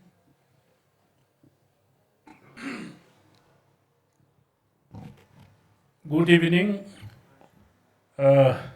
my fellow colleagues. Time is very short, but when politicians handle mic, we are habit of not leaving the mics, but I'll take care of that note. Really grateful, and I remember Mr. B.B. Dotto, who is no more, father of Savia Dotto, the first person who organized this ASEAN conference. The first meeting I attended as a young man in Ceylon. And this is, I think, my fourth time I'm attending this KIZUNA organized by ASEAN Conference under Dotto and Besborua's all teams present here. It's really surprised to see lot of changes after this KIZUNA has been organized the first time. Lot of development has been taken place in Northeast and in whole of this area, Southeast Asians. So credit goes to KIZUNA and all my Japanese dignitaries present here. I look more Japanese than some of our colleagues Japanese present here. When I have been to Japan, one of the member of parliament of Japan, he confused and she was talking with me in Japanese. Then later she realized Mr. Gao is from Indian parliament. Lot of developmental activities, cooperations, relations has been discussed. After hearing Assam Chief Secretary and the Tata companies development they are taking place in Assam and the Northeast, is the sign of and the progress of KIZUNA. And all senior citizens and ministries representatives sitting here, all you are working hard. But one basic thing that I need to emphasize on this thing is the academic skill partnership. Japan are very conservatives in religions, not religions, in workings, in all kind of activities. I have minutely observed that Japanese are very conservative. So that conservative need to be input in Indian minds also, especially to the Northeast youths. And I really appreciate the group, arms, incorporations, navies, SR, and many other has expressed their working systems, how they are recruiting, how they are educating the Indians, and especially from the Northeast. Now I need to request the ASEAN conference, why don't we mechanize these different organizations, private organizations, to be put in a platform so that we can have one platform to have academic educations, especially for the Northeast. Really, I appreciate Assam government has taken up and they have opened Japanese schools. And Meghalaya CM has also announced the schools. Our Chief Minister Arunachal Pradesh Pema Khandu has already announced eastern part of Assam, also Arunachal and western part of Arunachal, you will have Japanese schools where Japanese will be taught there. But language is not the sufficient for Japan. Japanese need discipline, a kind of conservative of livings that need to be taught in Northeast where we are opening up the schools. I really appreciate my daughter here. Stand up. I think she has sent more than 20 Arunachali boys and girls to Japan. She studied in Japan. She is, I think, fifth grade, fifth grade of Japanese language. So she speaks, I think, more better than any one of the Japanese sitting here. So they should be taught with spirituality, they should be taught with social activities, they should be taught with all these kind of disciplines. So Besh Barua Sahab will look into it. Different cities have different organizations who are recruiting, educating Japanese. It can be brought, they will have their schools there in different cities, but we can have one platform to coordinate and cooperate for sending our skills students and in any field in the Japan. Japan is an aging country. They need more laborers. They need more manpowers. They need more skills students from northeast of this country. So we need to work on it. Now subcontinental relations. I am very happy to see one Kasin guy who have been invited to attend this KIZUNA from Myanmar. We are going to have good relations with Bangladesh. The God blessed. India must have these good relations with Bangladesh. And we are having good relations with Bhutan and Nepal, except the Pakistan, including Sri Lanka. But why we are losing the relations with Myanmar? This is an issue where our External Affairs Ministry's representative is here. He himself belongs to Manipur.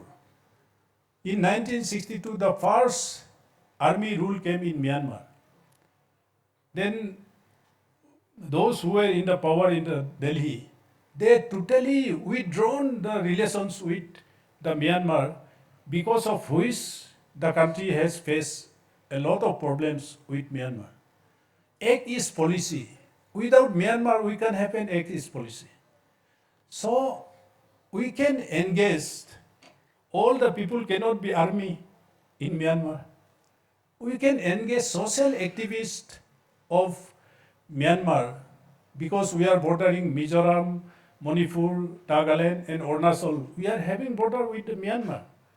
So I would like to request Besh Barua Sahab and Madam Deepa and all Gongoli Madam and all, you need to look into it. It is not necessary the government of India should have a relations with Myanmar. But socially, through this KIZUNA, why can't we have a good relations with Myanmar? Not with the army rulers, but with the publics. Atal Bihari Vajpayee has rightly said once, you can sense your friendship, but you can sense your neighbor. Whether it is army rule or it is a democratic rule, but through such kind of KIZUNA organizations, ASEAN confluence, we can have a good relations with Myanmar also.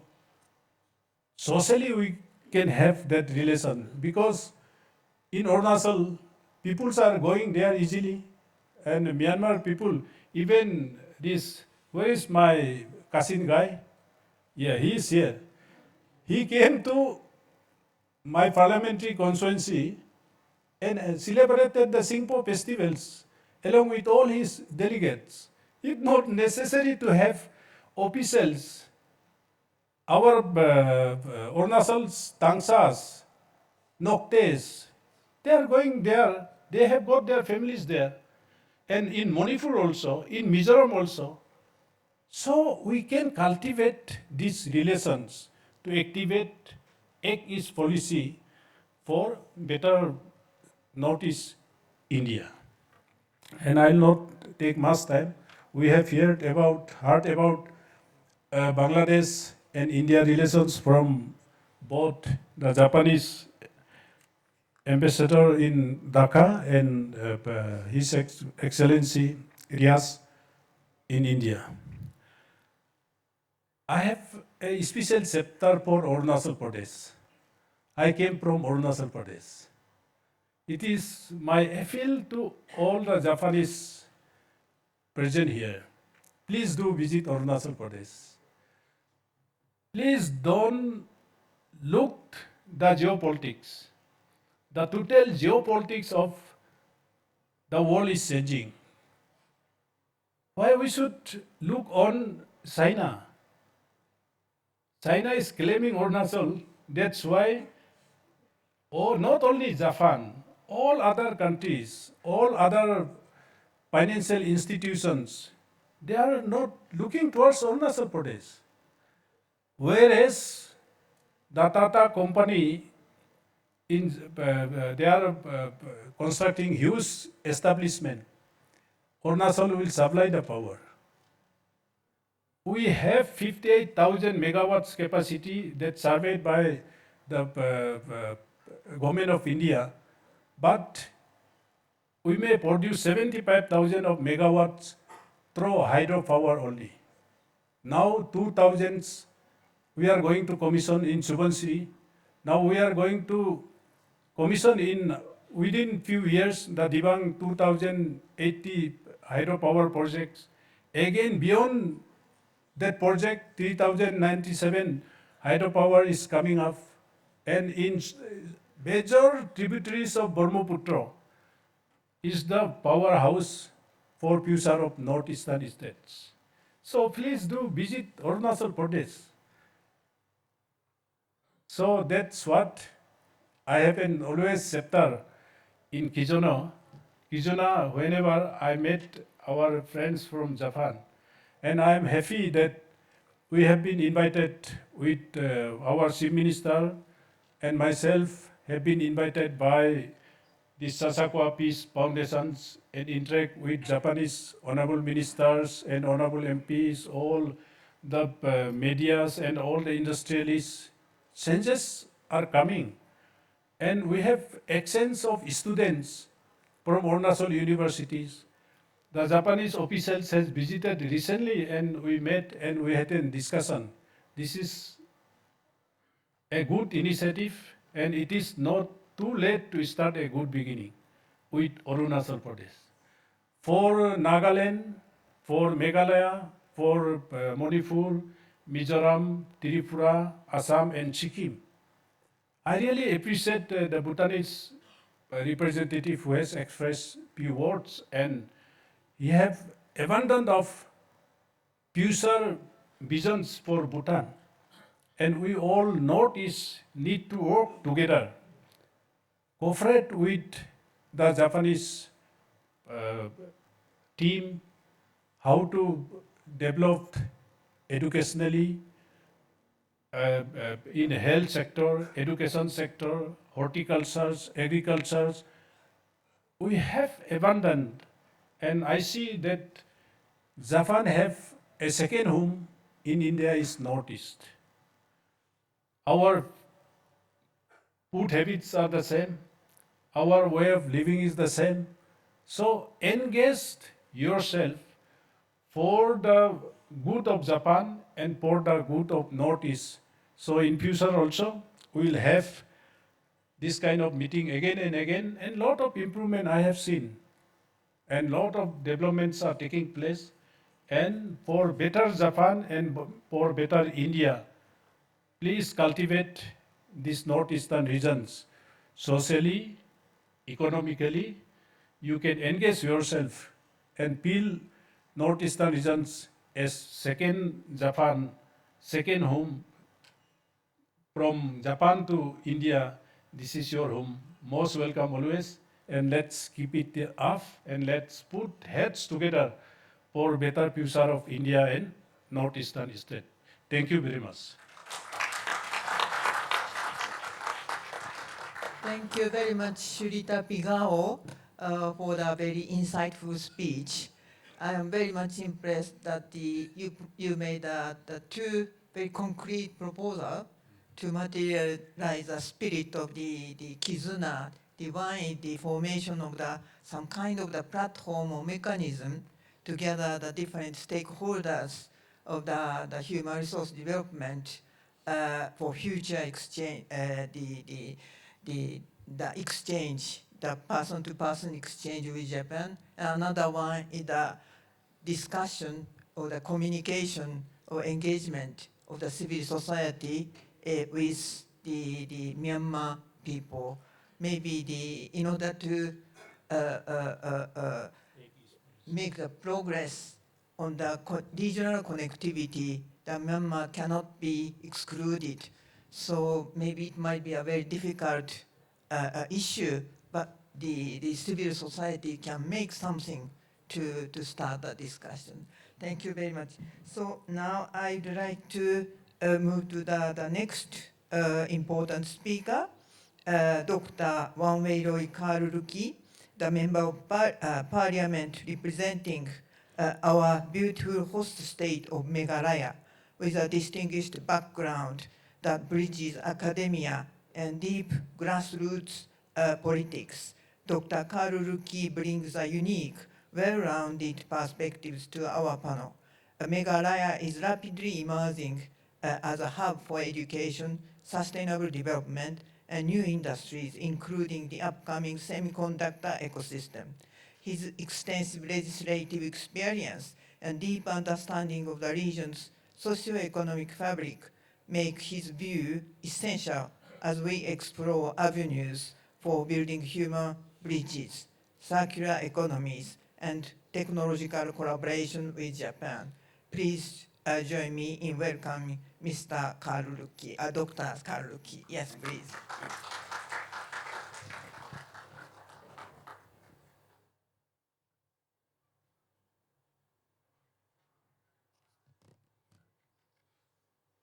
Well, the chairperson of today's program, chairperson of this panel, and well, my friends, delegates coming from different parts of the world, and also from our own country, India, I welcome you to my state of Meghalaya. I'm very happy that you are here, but I'm so sorry I could not be here right from yesterday, and I came only for this program because I was a little bit busy with having program in my state, and since the session is very near, so I have to cover up with my program in villages and all this, so I'm sorry for that.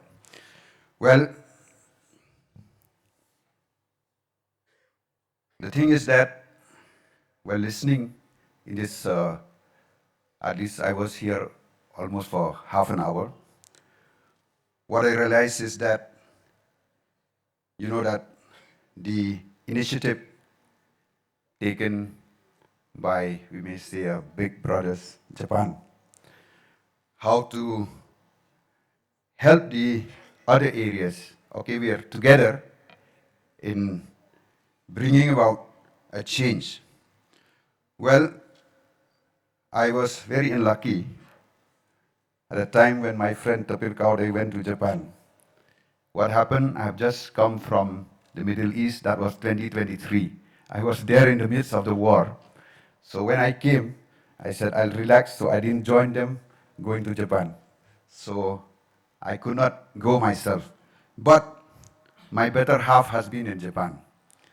That was, and my daughter, in the exchange program from the government of India. And what I learned from them is that they were very impressed about the work culture of Japan, and also the cleanliness in the country, and the hospitality of the people of Japan. They were very impressed by that. And from them, I think your daughter will know better also, she has been there. And from them, I learned about this. I heard about this. And, you know, in 2003, when my friend late Robert Karshieng, he was the MP, he had already initiated with some parliamentarian from Japan how to come to a place, you know, that at that time what he was telling me that, you know, model village where, you know, the Japanese government used to sponsor and build modern village in which the people yourself from Japan will be there, and, you know, the people in other areas will learn about the way they carry out their administration, like what they work culture and all this. And I said, and I'm, you know, one thing which I find out in our area and our place, we really lag behind in work culture. So that is one of the problem. And again, cleanliness also. I think if we have this program, you know, of working together, at least we may learn a lot from you people. Well, yes, we are speaking about the economic part of this program. Well, for me, last time I spoke in Parliament, yes, Act East policy is okay for the Northeast, but I stressed last time, for the state of Meghalaya, the most important thing for us is another policy. That is the Look South policy. Because Look South policy means Bangladesh. Why I'm saying Bangladesh? I came from Giant Hills. And time immemorial, we have relation with Bangladesh, right from the pre-British period. The Jaintia Kingdom, its winter capital is in Jantapur. That is in Bangladesh. And the summer capital is in Nartiang. And till independence, the trade that was going on with our people from here and Bangladesh, it really helps our people economically. So that's why I spoke last time about the Look South policy in Parliament, that this has been practiced, we have experienced it, and like I said, it's worth economically to the state of Meghalaya. So yes, Look East policy, it will help us. Working with other countries, it will help. We have to open ourselves to the world. We cannot remain secluded. We have to open ourselves to the world so that it will help our people, especially what is important is economically. Well, when I listen to our friend from Bhutan, when he speak about the Kelefo minus city, I think, Mr. Tapir Kau, I'm not wrong. Even our Prime Minister have that policy, in which each MP was given 5 model village. We call it a flagship program. And I'm really serious about this. And what I find, same like what was mentioned in Kelefo, in which the main idea of this flagship program of the Prime Minister is to develop a village, and not only that, to help that village sustain itself. And I have believed myself, and I'm very happy for this policy of the Prime Minister. I think people from Meghalaya, I think Sabia will heard about Moramaliang. It is through this policy that a village itself is earning 20 lakhs a year. Then I have one on Maulandep. We have a resort of 30 crores now, plus the biofloc, in which, you know, the true fisheries. With this biofloc, in a period of 6 months, at least they may be earning a revenue of selling fish and all this of 50 lakhs. So another one in this Kairim area, we are trying to see. This is more or less like that Gelifo, which the Prime Minister, we call it a PM flagship program. So, well, my dear friends, I never speak so long. What I have seen is that listening to all the discussion in 45 minutes over here, it is time that economic interests should take precedence over political interests. Like at Giant Hills, the area I came from, we used to supply our coal to Bangladesh. Economically, it helped us. But because of the political problems, everything came to an end. So I would request that from such a gathering, if we can influence in our, each in our country, that let us give precedence to economic interests and let us put political interests in the back burner, I may say, because it was always political interests which somehow hinder economic growth. Thank you very much.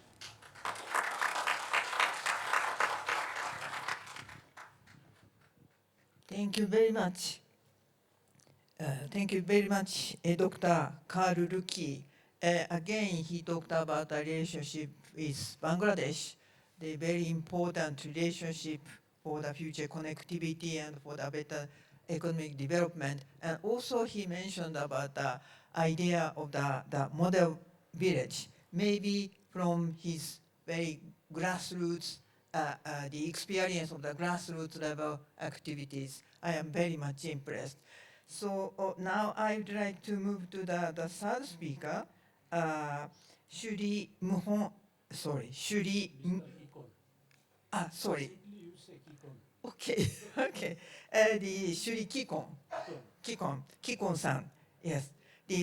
Finally, it's a great pleasure to introduce Shuri Kikon, former minister of the government of Nagaland, a dynamic leader, accomplished accomplished author, and the prominent voice from the Northeast. He has consistently championed the region's integration into the broader Asian growth story. During his ministerial tenure, he drove key initiatives in IT, border affairs, and climate change, areas that perfectly align with our current focus on clean energy and talent mobility. His forward-looking vision and deep engagement with youth and cultural diplomacy make him an ideal speaker on fostering meaningful long-term India-Japan collaboration. Please welcome Shuri Kikon.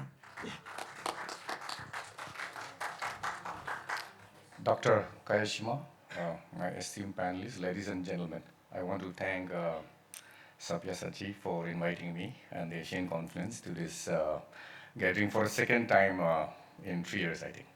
And I would like to start by, this is something I want to remind you, by saying that there is an irony of history in how we are discussing Japan and India relation. I'll get to that point. In 1944, when the Japanese Imperial Army came to the Naga Hills, they taught the locals the Japanese language. And they created something called the Japanese rupee. I have a copy of that. And it's ironical that today I have to applaud and congratulate the Arms Incorporation. As an author, I've written about the Battle of Kohima, and I was a little surprised, taken aback, to know that in Japan, they don't call it the Battle of Kohima. We call it here the Twin Battle of Imphal and Kohima.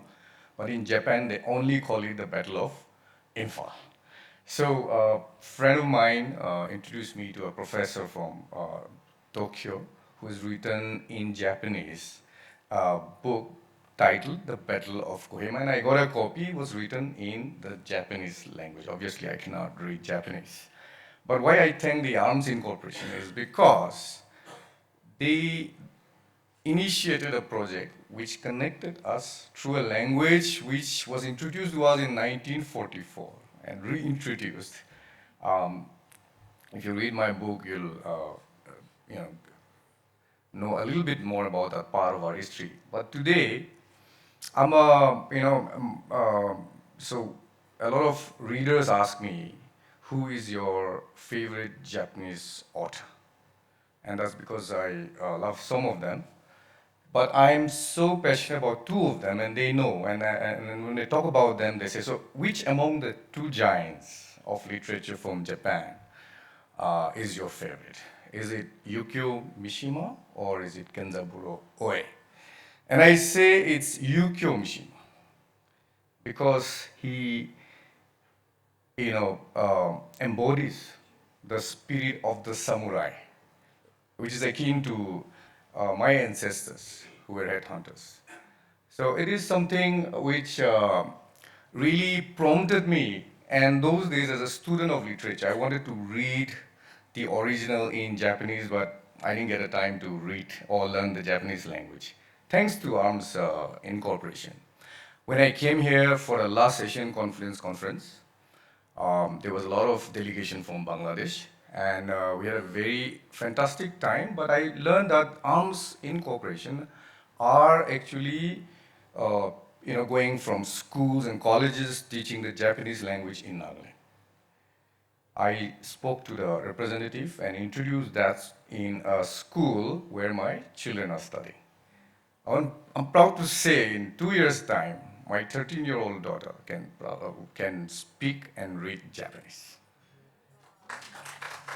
So if in the future I write about my favorite Japanese Imperial Army general who came to Kohima, Mr. General Gotoku Sato, I'll have my daughter translate some of the manuscripts or some of the books written about that. So it's a language which has connected us.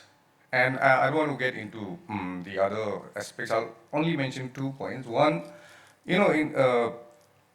I just was observing how Japan and India, but again how Japan, zooming in to Northeast, connects so well is because of the destiny.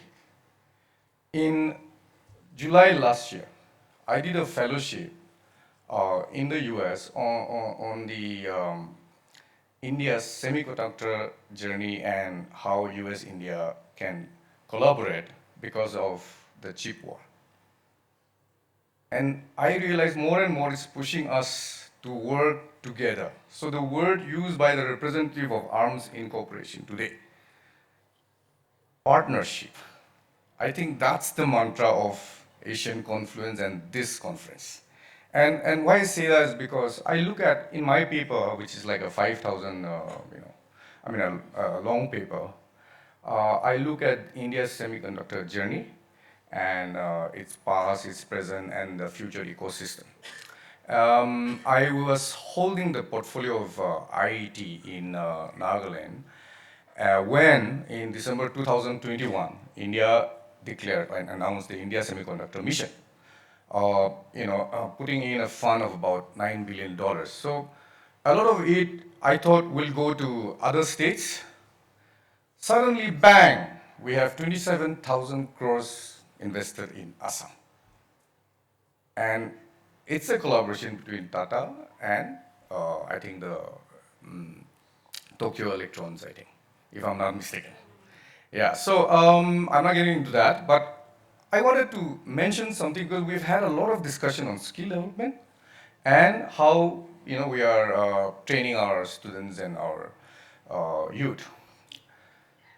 In 2023, a Naga boy named Ausenba Longcha, an NIT graduate from NIT Dimapur, engineering graduate from NIT Dimapur, got a job at TSMC in Taiwan.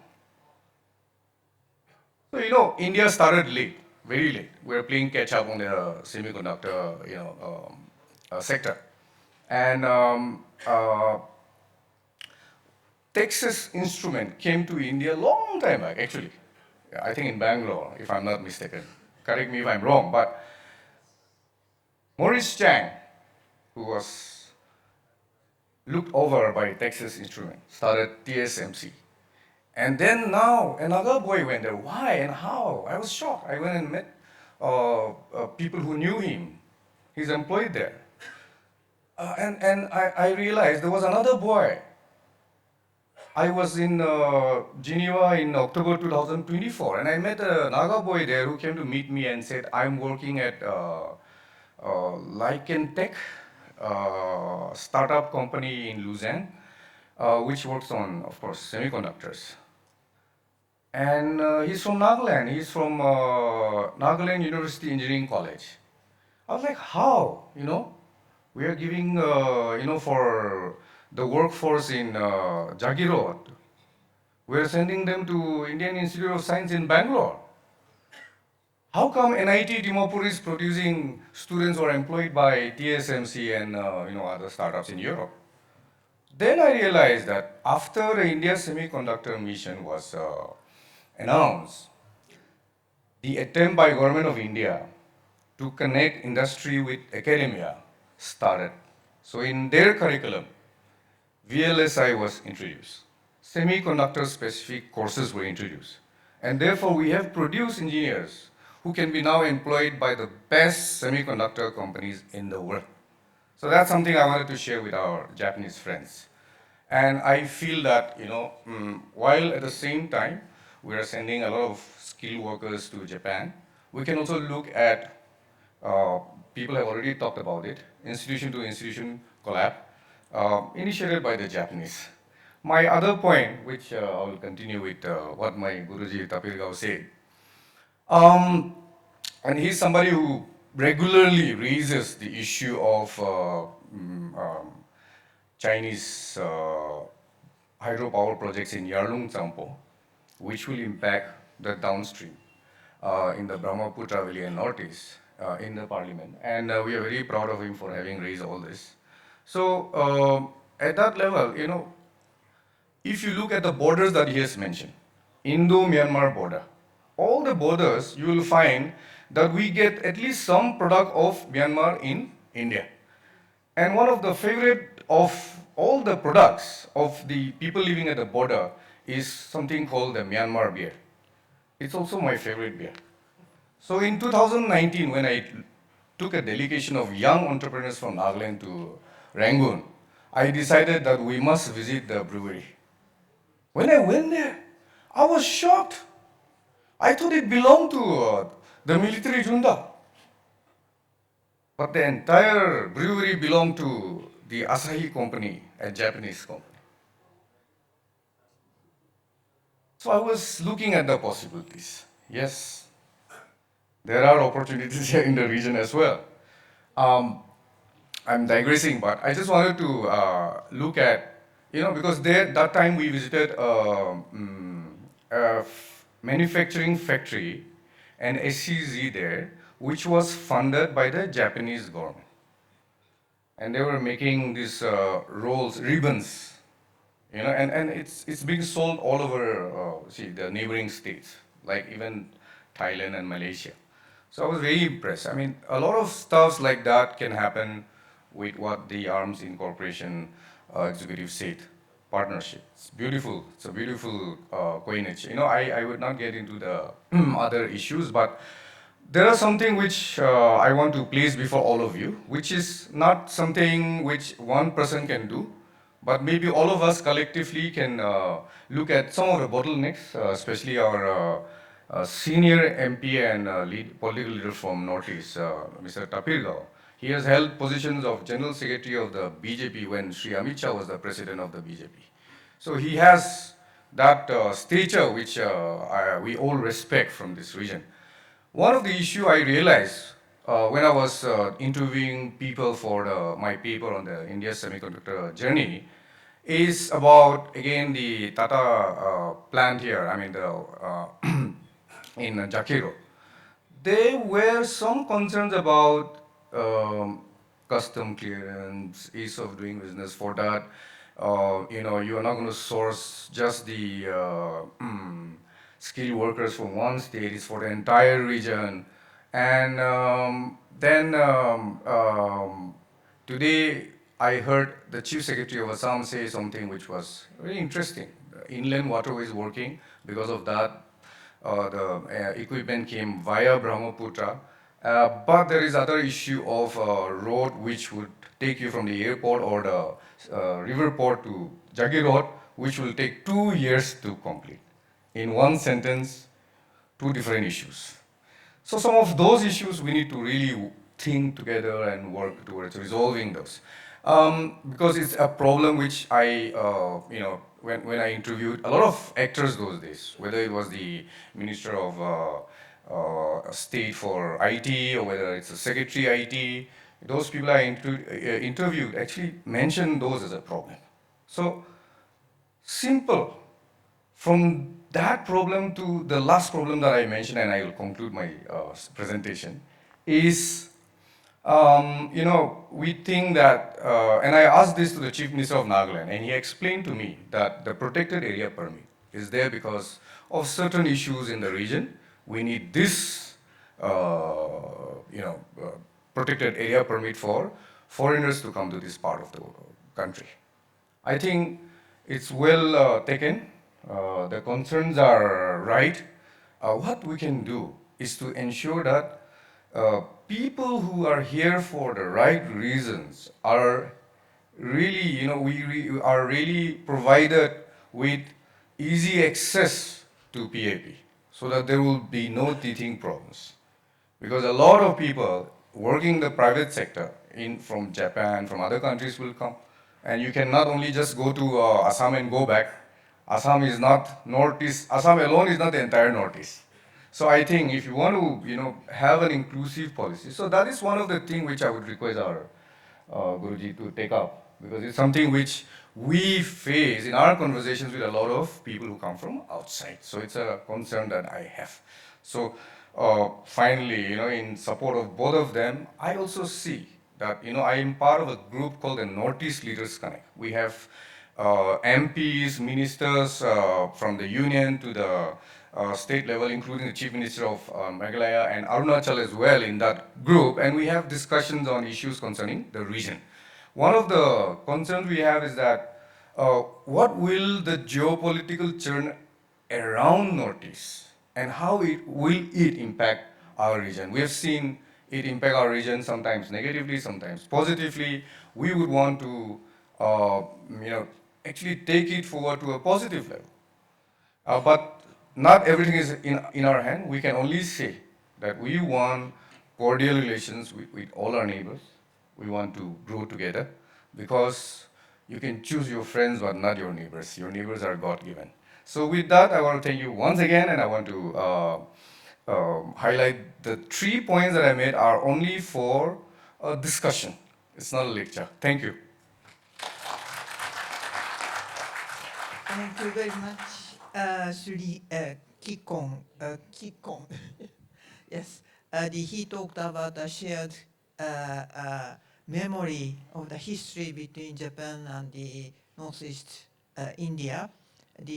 There were some sad aspects, but also we have to understand the sentiment of the other parts. So for Japanese, we have to understand what is happening here, and also the local people or the people of the northeast part can understand what is happening among the Japanese soldiers. In that way, the mutual understanding might make the progress of the better future. And also, he talked about the semiconductor industry development, especially emphasizing the human resource development and also the diversity of the region. And I agree with him that the diversity is always the richest of the region. I would like to, I know that the time is, we are a little bit behind the schedule, and I feel a very strong pressure from the secretariat, but I would like to take a few questions from the audience, because the older stories talked were very concrete and very specific to the different states, very interesting. So if there are some questions, I'd like to receive these questions. Are there any questions related to the specific speakers?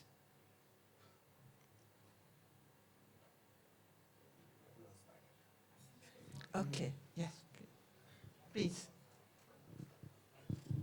I'm Shakuntala Gamlin. I was Chief Secretary in Government of Arunachal Pradesh, also Secretary to the Government of India. So I know both the Honorable Member of Parliament and the Minister who just spoke. It's really a pleasure to observe that both of you have, you know, sort of mentioned about the semiconductor unit which is coming up in Assam, and in the entire geopolitical strategy, how would you poise yourself? I just want to make a suggestion that if you really want to sort of see that your youth in your state should also be part of this journey, the academic solution would be to introduce such courses in your local universities or the national central universities that are there. So immediately you should try to see if some of the IITs or some of the leading centers of excellence, and also Japan, if you could tie up with them for academic sort of syllabuses to be introduced in those universities, which will immediately within 5 years will give you the first lot of, you know, graduates who could be your resource persons for design, for sort of coding, and also for any artificial intelligence, which is the future. So this is what I wanted to sort of just make a suggestion. A good suggestion. Can you comment? Madam has given a good suggestion. This is not a question. There is one gentleman from Japanese has said, I have noted the line, disconnect between education institutions and the private institutions, private establishments. You are ready to engage our children in different institutions for developments in Japanese company or Indian company, but we are really lacking in imparting the knowledge in the education institution. That's what I would like to take note of our senior citizens sitting in front of us. We have many engineering colleges in Assam and Northeast. We have IIT Guwahati. We have many other technical institutions. Why can't we have a collaborations with Japan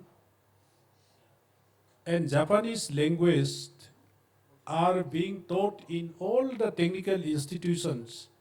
Then you will have plenty of engineers, plenty of all technical experts in future. We are lacking on this, what Madam has rightly pointed out. We are just looking at IIM Guwahati only. We have many engineering colleges, many medical colleges. So we can make it the Japanese language as a co-curricular in this institution, then hundreds of doctors will be ready for Japan. Not only the nurses, technical expert will come up and they will be ready for the Japan. You will get the help from these youths. So I request the Japanese group to look into it, introducing Japanese language in all the engineering college, medical college, IIT Guwahati or in IIM. This is the way where we can establish real knowledge of Japanese language in the minds of the youths. Thank you very much. All are bad. Yes, maybe there is another question.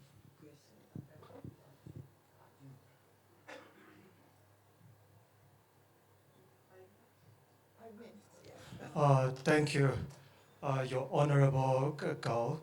I would like to ask about the feasibility of the exchange. We have been collaborating with one of the Japanese public university called Yamagata University since 2018. First, they visit us, but later, because of the situation in Myanmar, we organized tripartite student exchange in Thailand with Thailand higher education institutions. It became tripartite student exchange. Likewise, now the situation in our state is airport is closed. So now for us, we can come to Arunachal Pradesh, like you mentioned earlier.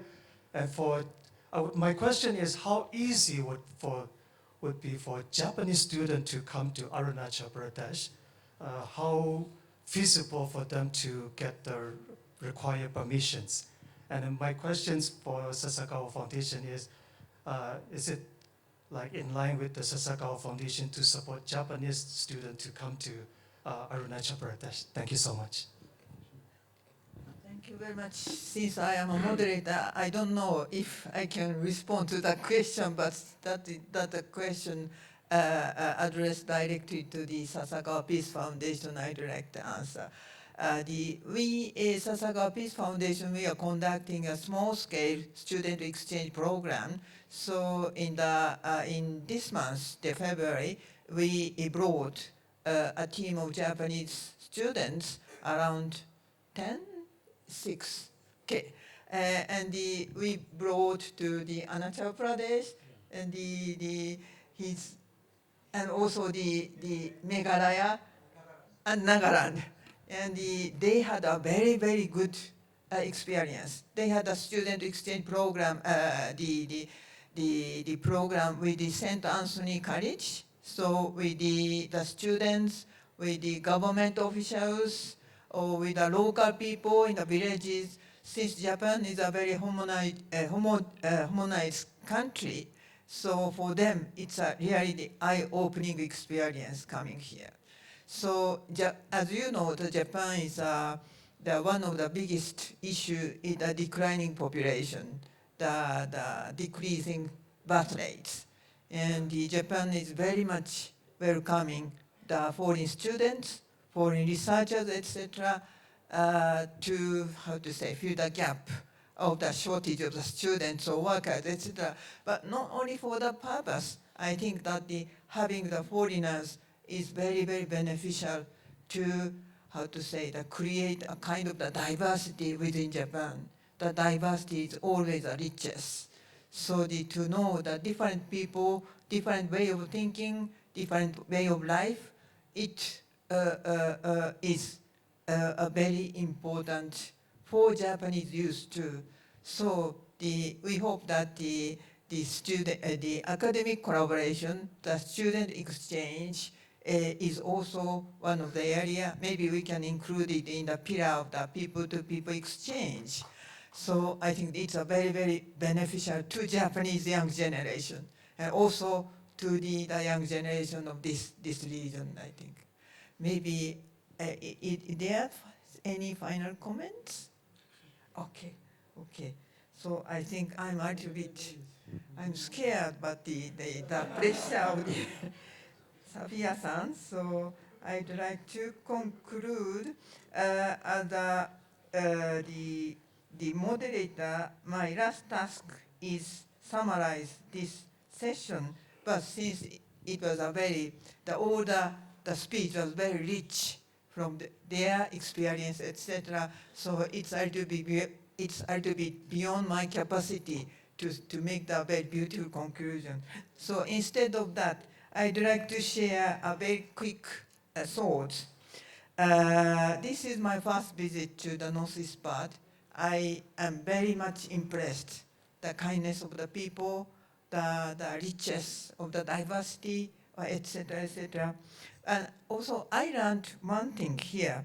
The name of this beautiful place, Meghalaya, means the abode of clouds, combining the mega for clouds and the alaya for home or abode. Am I right? Yeah. Okay. So listening to the speeches of our three panelists today, I felt that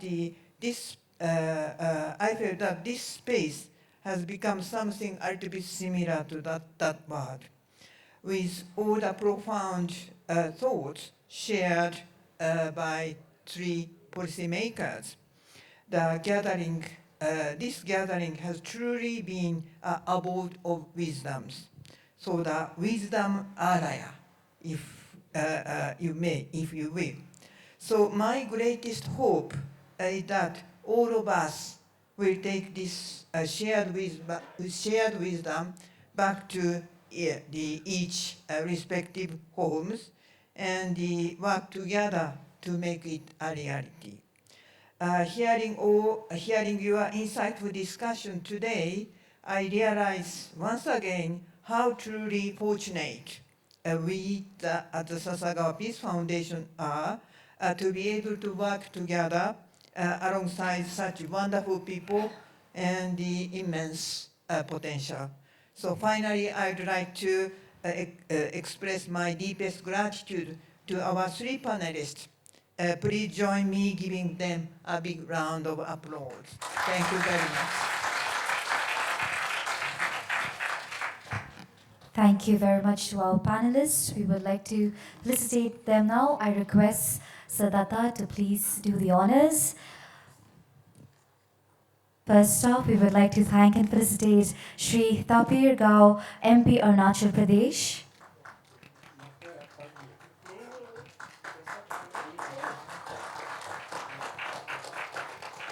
As well as the Chair, Dr. Nobuku Kayashima, Executive Director, Sasakawa Peace Foundation. Dr. Wanwei Roy, Karluki, MP, Meghalaya.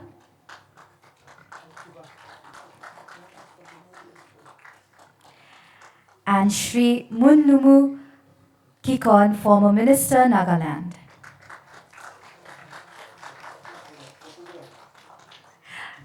We would request the panelists to please step forward for a group photograph.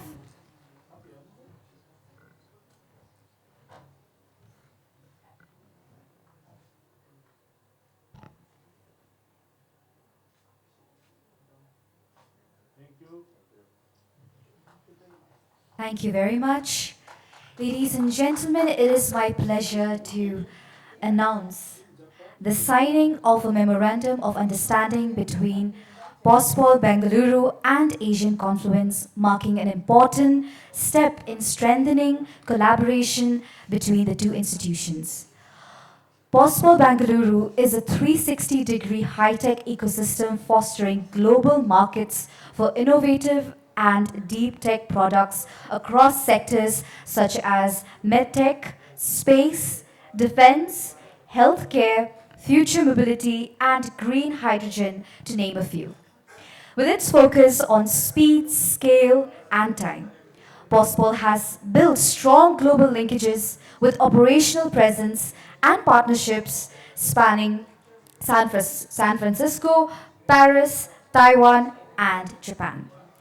May I now invite Mr. Sashidhara from POSPOL Bengaluru to kindly join us for the signing of the MOU with Asian Confluence.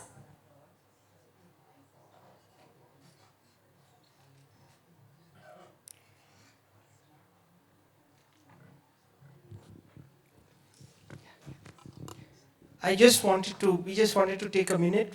POSPOL in Bangalore, they're really innovating. They're having a hub of many technologies which are so relevant. And we thought that we'd use this opportunity to explore a memorandum of cooperation. So this is an initial effort. And hopefully by next year, we would have fructified something very concrete. So thank you, Mr. Shashidhar, for the collaboration. And thank you very much. It's indeed a great pleasure having, we can say Sapta Sodari, that means 7 sisters said. It's an honor being here for the first time from Tech World of Bengaluru. And it's my privilege having the august presence of eminent speakers, administrators, and none other than the Chief Minister and Sabyasachi. We are going to sign it up, and this is a future of Northeastern, all 7 states that Bangalore is going to give all its thumbs up and support. Thank you. Thank you.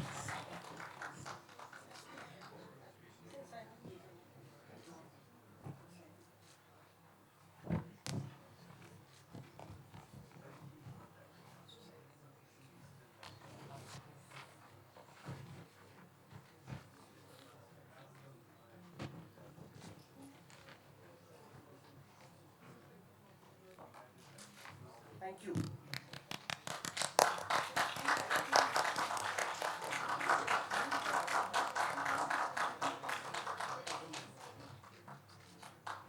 We congratulate both the institutions. Ladies and gentlemen, we are about to commence with the closing session.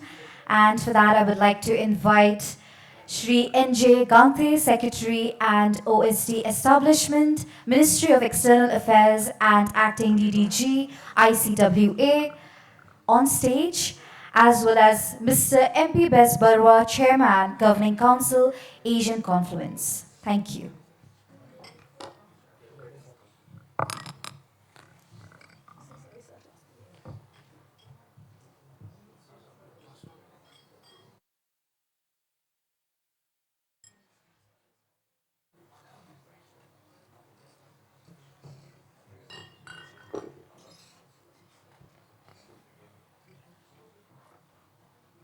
The stage is yours. Thank you.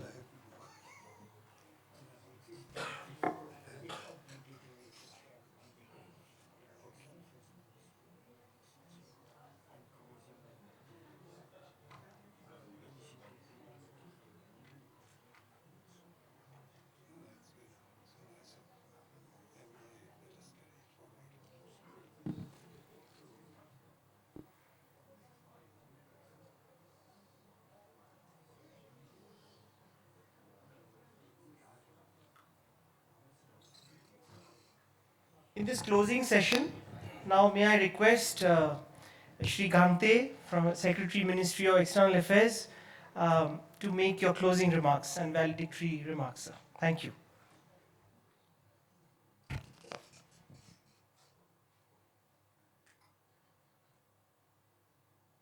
Honorable members of Parliament, Dr. Wanway Roy Kharluki, Sri Tapir Gao,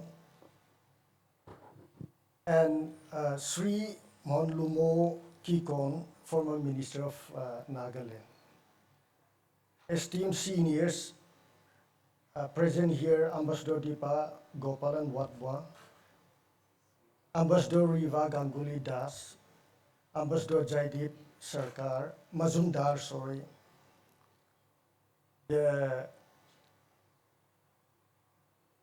Deputy Chief of Mission of the Embassy of Japan in New Delhi, Mr.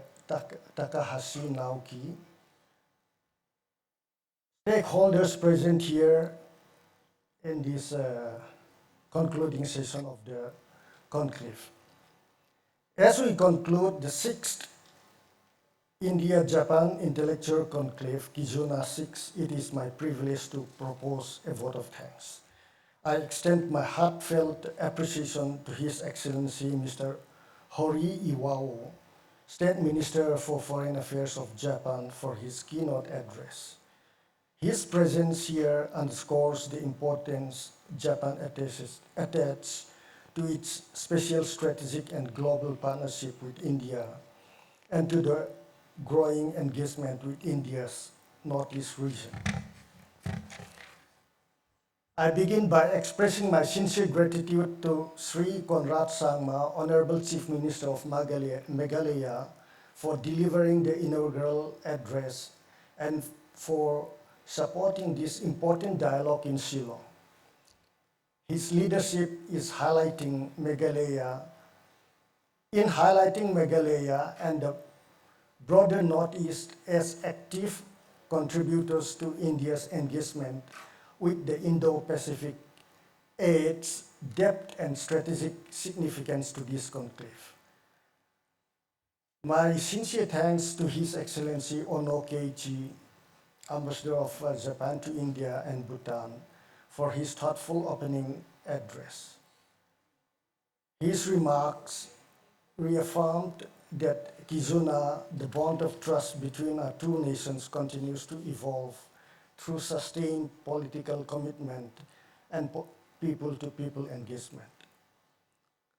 India-Japan cooperation today extends far beyond the sectors previously discussed, from resilient supply chains and digital innovation to smart infrastructure, sustainable agriculture, horticulture, tourism, disaster resilience, and healthcare.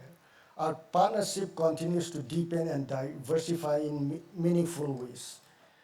Japan's ODA has been transformative from metro rail projects and connectivity corridors to water supply and energy systems, consolidating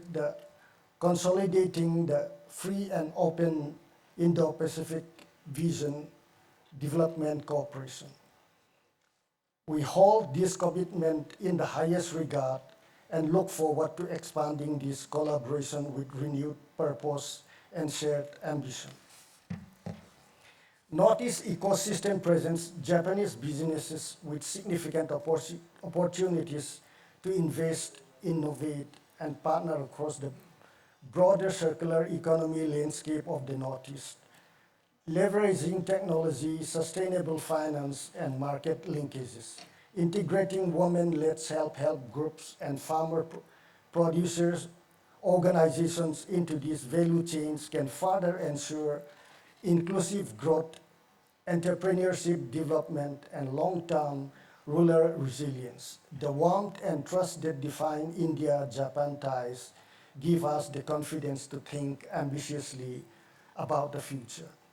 Our gratitude to Sri MP Bes Burwa, Chairman, Governing Council ASEAN Conference for the welcome address, and to Sri Sabyasachi Datta, Executive Director, for the sustained intellectual leadership that has shaped this conclave over the years. ASEAN Conference has created a valuable platform for policymakers, scholars, business leaders, and civil society to engage in an open and constructive dialogue. Our appreciation extends to the chair and members of the curtain raiser panel, including representatives from Meghalaya, Assam, Nagaland, JICA, JETRO, and other partner institutions who reflected on the evolution of India-Japan cooperation and set the stage for the deliberations ahead. Their insights highlighted both achievements and challenges, reminding us that scaling up partnerships requires ambitions and perseverance.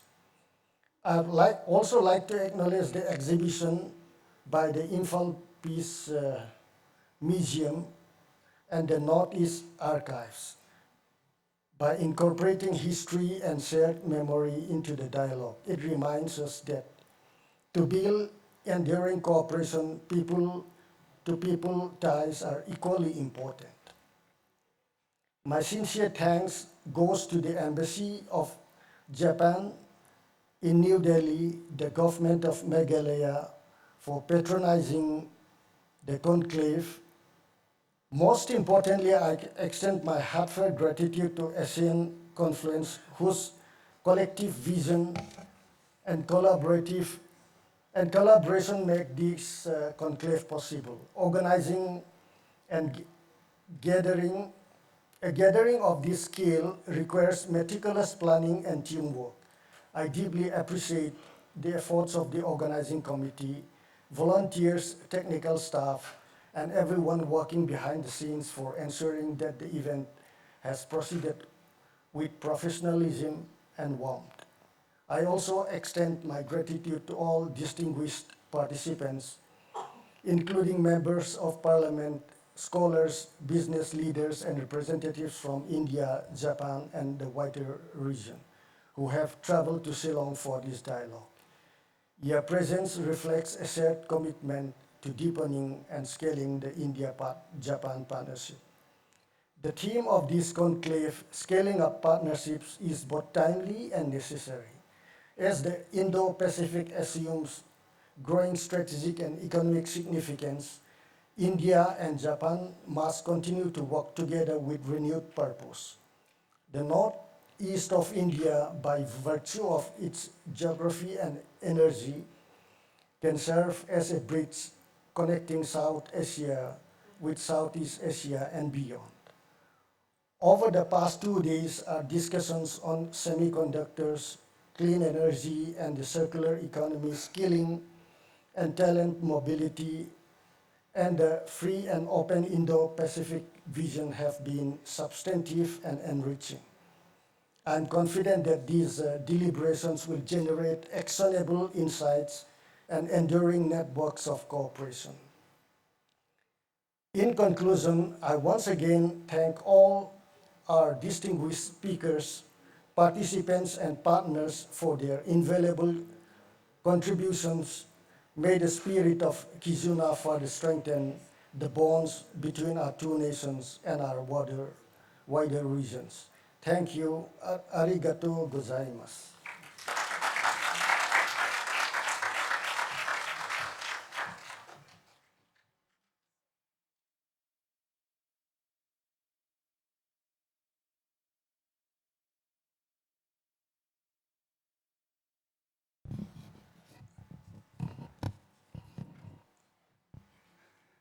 Mr. Gagde, distinguished friends here and all our guests and friends present, my personal apologies that I have to come back like a bad coin, but it is inevitable because in the Northeast tradition, we cannot leave it without saying thanks and goodbye to our guest. So, but Mr. Gangte has done all that. I don't have much to add. Let me say that we had 2 days of intense discussions, and we have covered huge areas of possibilities for the future. And we are really grateful for the full attendance that we all throughout had, and also the attendance that we have at the end of this whole discussions. That shows the seriousness with which all the participants take what we were intending to take, and that also is very optimistic for the future. Well, of the issues discussed, there were micro issues, there were macro issues, but as has been mentioned already, we discussed about important issues of connectivity, we discussed about health issues, we discussed about the disaster management and the important issues of skilling, the human capital, the future, the people who will carry forward this dialogue in future when many of us are no longer there. But micro issues are the more important things which have come up to my mind. Very important issues of equity was discussed, mentioned. The resilience in the, approaching all the issues, that was also amply talked about. That the important thing that the Act East policy should be the link to the wider economic opportunities of this region was mentioned again and again, and Act East policy somehow has been on the low rather for some time, so that would give impetus to our future action and energizing Act East policy initiatives. And then cooperation, strengthening industrial values chains, connecting Northeast and the Bay of Bengal region. The industrial value chains was a very important thing we discussed about how to do the connections. And then community, the important issue of communities' participation and linking communities with the private sector and the corporates was another important discussion we had and insights we had on this one. And then everyone talked about enduring cooperation and how to do that, and for a shared future. That these are the words used by the participants, and these are very significant words. And built on partnership. I think these are guiding lessons for as we go into the future. And what are the possibilities that we discussed about the future, what we have to handle, how the techno future AI and other techno possibilities that the ecosystem can be, adjusted or used by the Northeast and its role in future. That was one important issue which was highlighted, which we will perhaps keep in mind. Northeast can integrate the Southeast in the Northeast can be the focal point in integration of India with the Southeast Asia and our looking. That was point which came again and again, and that is there for the future. Role of Tata Semiconductors as a catalyst for development, not only of Assam, of the entire region, how the other states are gearing up to take advantage of all the possibilities that are being opened up or likely to be opened up, how the industries will come up, small and medium. This is one issue which we will have to handle in the future. And the minister from Japan had talked about, again, we are very happy, he talked about people-to-people contact, and an issue which foundation of Asian confluence. How language can do that connect is a point which came out very, very prominently in all the discussions, and more attention needs to be given. The honorable members from parliament had mentioned about this thing also. Then institutional connect. The Asian confluence has been talking about institution to institutional connect, which is extremely important for having the people-to-people connect, and that is another of our important agenda. Of course, we talked about circular economy, which is going to be the future. We talked about clear energy, again, inevitable for sustainable development and recycling and all those issues. Now we end, of course, with great optimism. And the optimism is such that we can do it. Personally, I can say that during my service career, I used to have a picture on my back wall, which was a flock of birds, beautiful in the sky on flight. And below was a quotation from the ancient poet Virgil. And it says, they can because they think they can. We think we can, all of us, and we'll do it. Saipa will do, of course, the thanks for all of you, and Mr. Gangte has thanked. I endorse all that wholeheartedly. But I will also add very sincere thanks to my family, our family, all of whom who have been behind the scene doing wonderful work to make it possible. Thank you very much, all of you. Thanks, and wish you all the best for the conclave in the future, and the optimism will stay and energize us for the future. Thank you.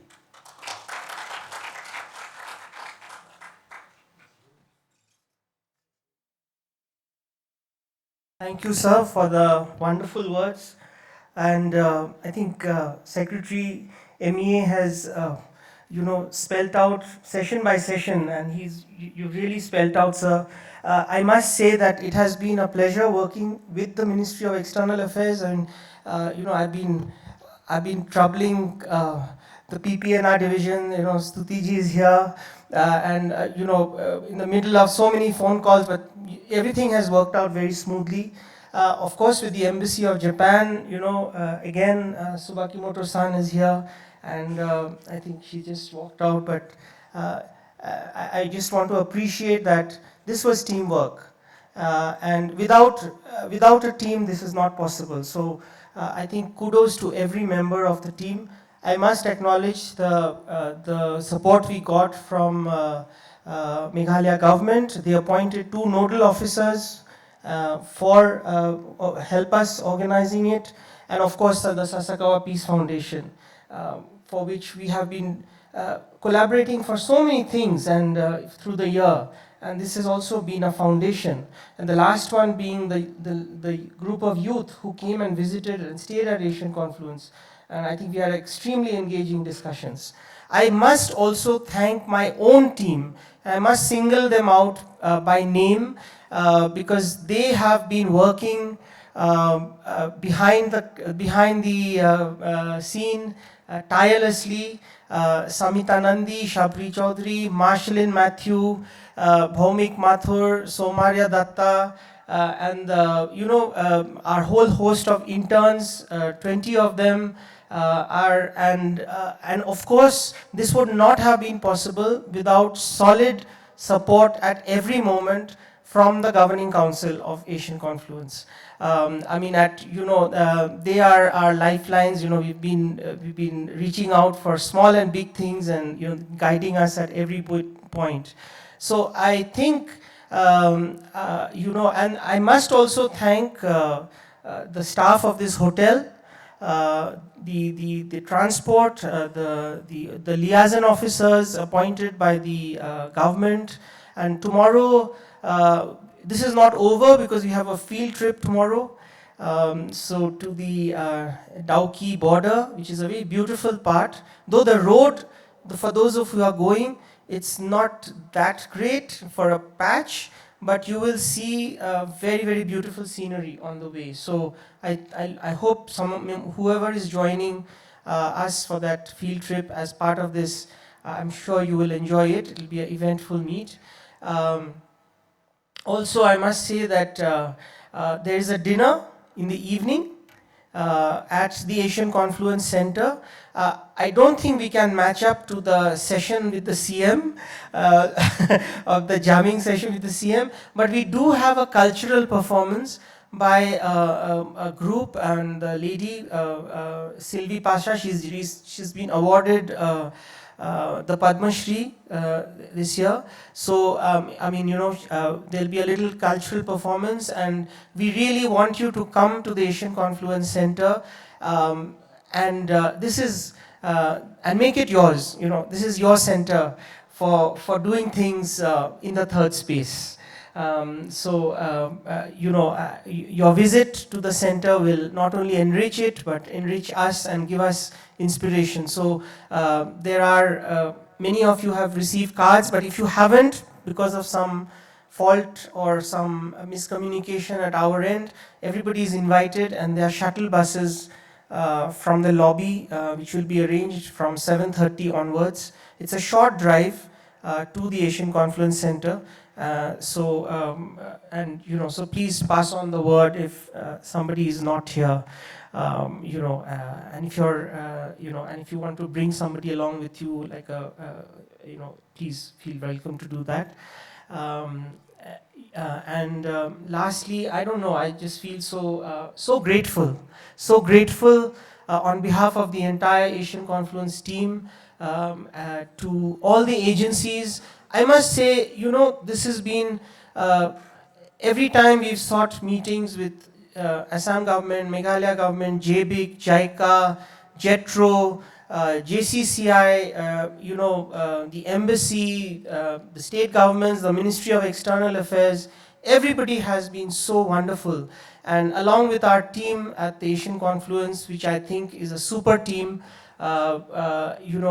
I just am taking the credit, but actually they have done the work, frankly speaking. So it's a thumbs up for them, So on that note, if I'm not missed out anybody, I hope. Shraddha, thank you very much.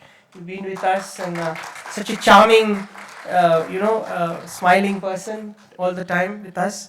And thank you very much, and I look forward to a relaxed evening of light music, small amount of maybe local dance performance, and some drinks and some simple food. So have I missed something, sir? Maybe I don't know whether I made a... Yes, and of course our guests, you are the heart and soul of this KIZUNA. So please, in case we have missed somebody, our apologies. As they say in our part of the world here, in case something has been missed, please forgive us, please excuse if there have been some shortcomings, but together we are a family, I think, and this is KIZUNA. This is heart to heart. So on the bottom of my heart, I really want to take the opportunity to thank you all here and welcome you to the dinner in the evening. Thank you very much.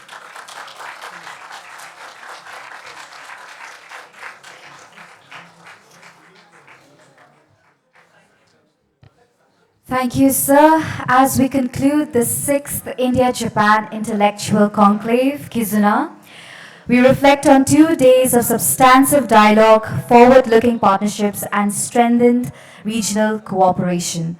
On behalf of Asian Confluence and all collaborating institutions, I, Shraddha Sinha, extend sincere gratitude to all our distinguished dignitaries, delegates, speakers, partners, and of course our virtual audience for your invaluable participation.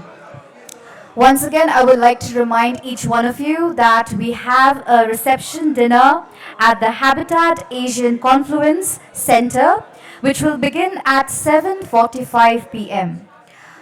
I would like to repeat, there is a reception dinner at the Habitat Asian Confluence Center, which will begin at 7:45 p.m. The shuttle buses are already here and we will depart at 7:30 p.m. So I request everyone to please join us. You can gather in the lobby and we can all go to the Habitat and enjoy a wonderful dinner together. Our team will be there to assist you.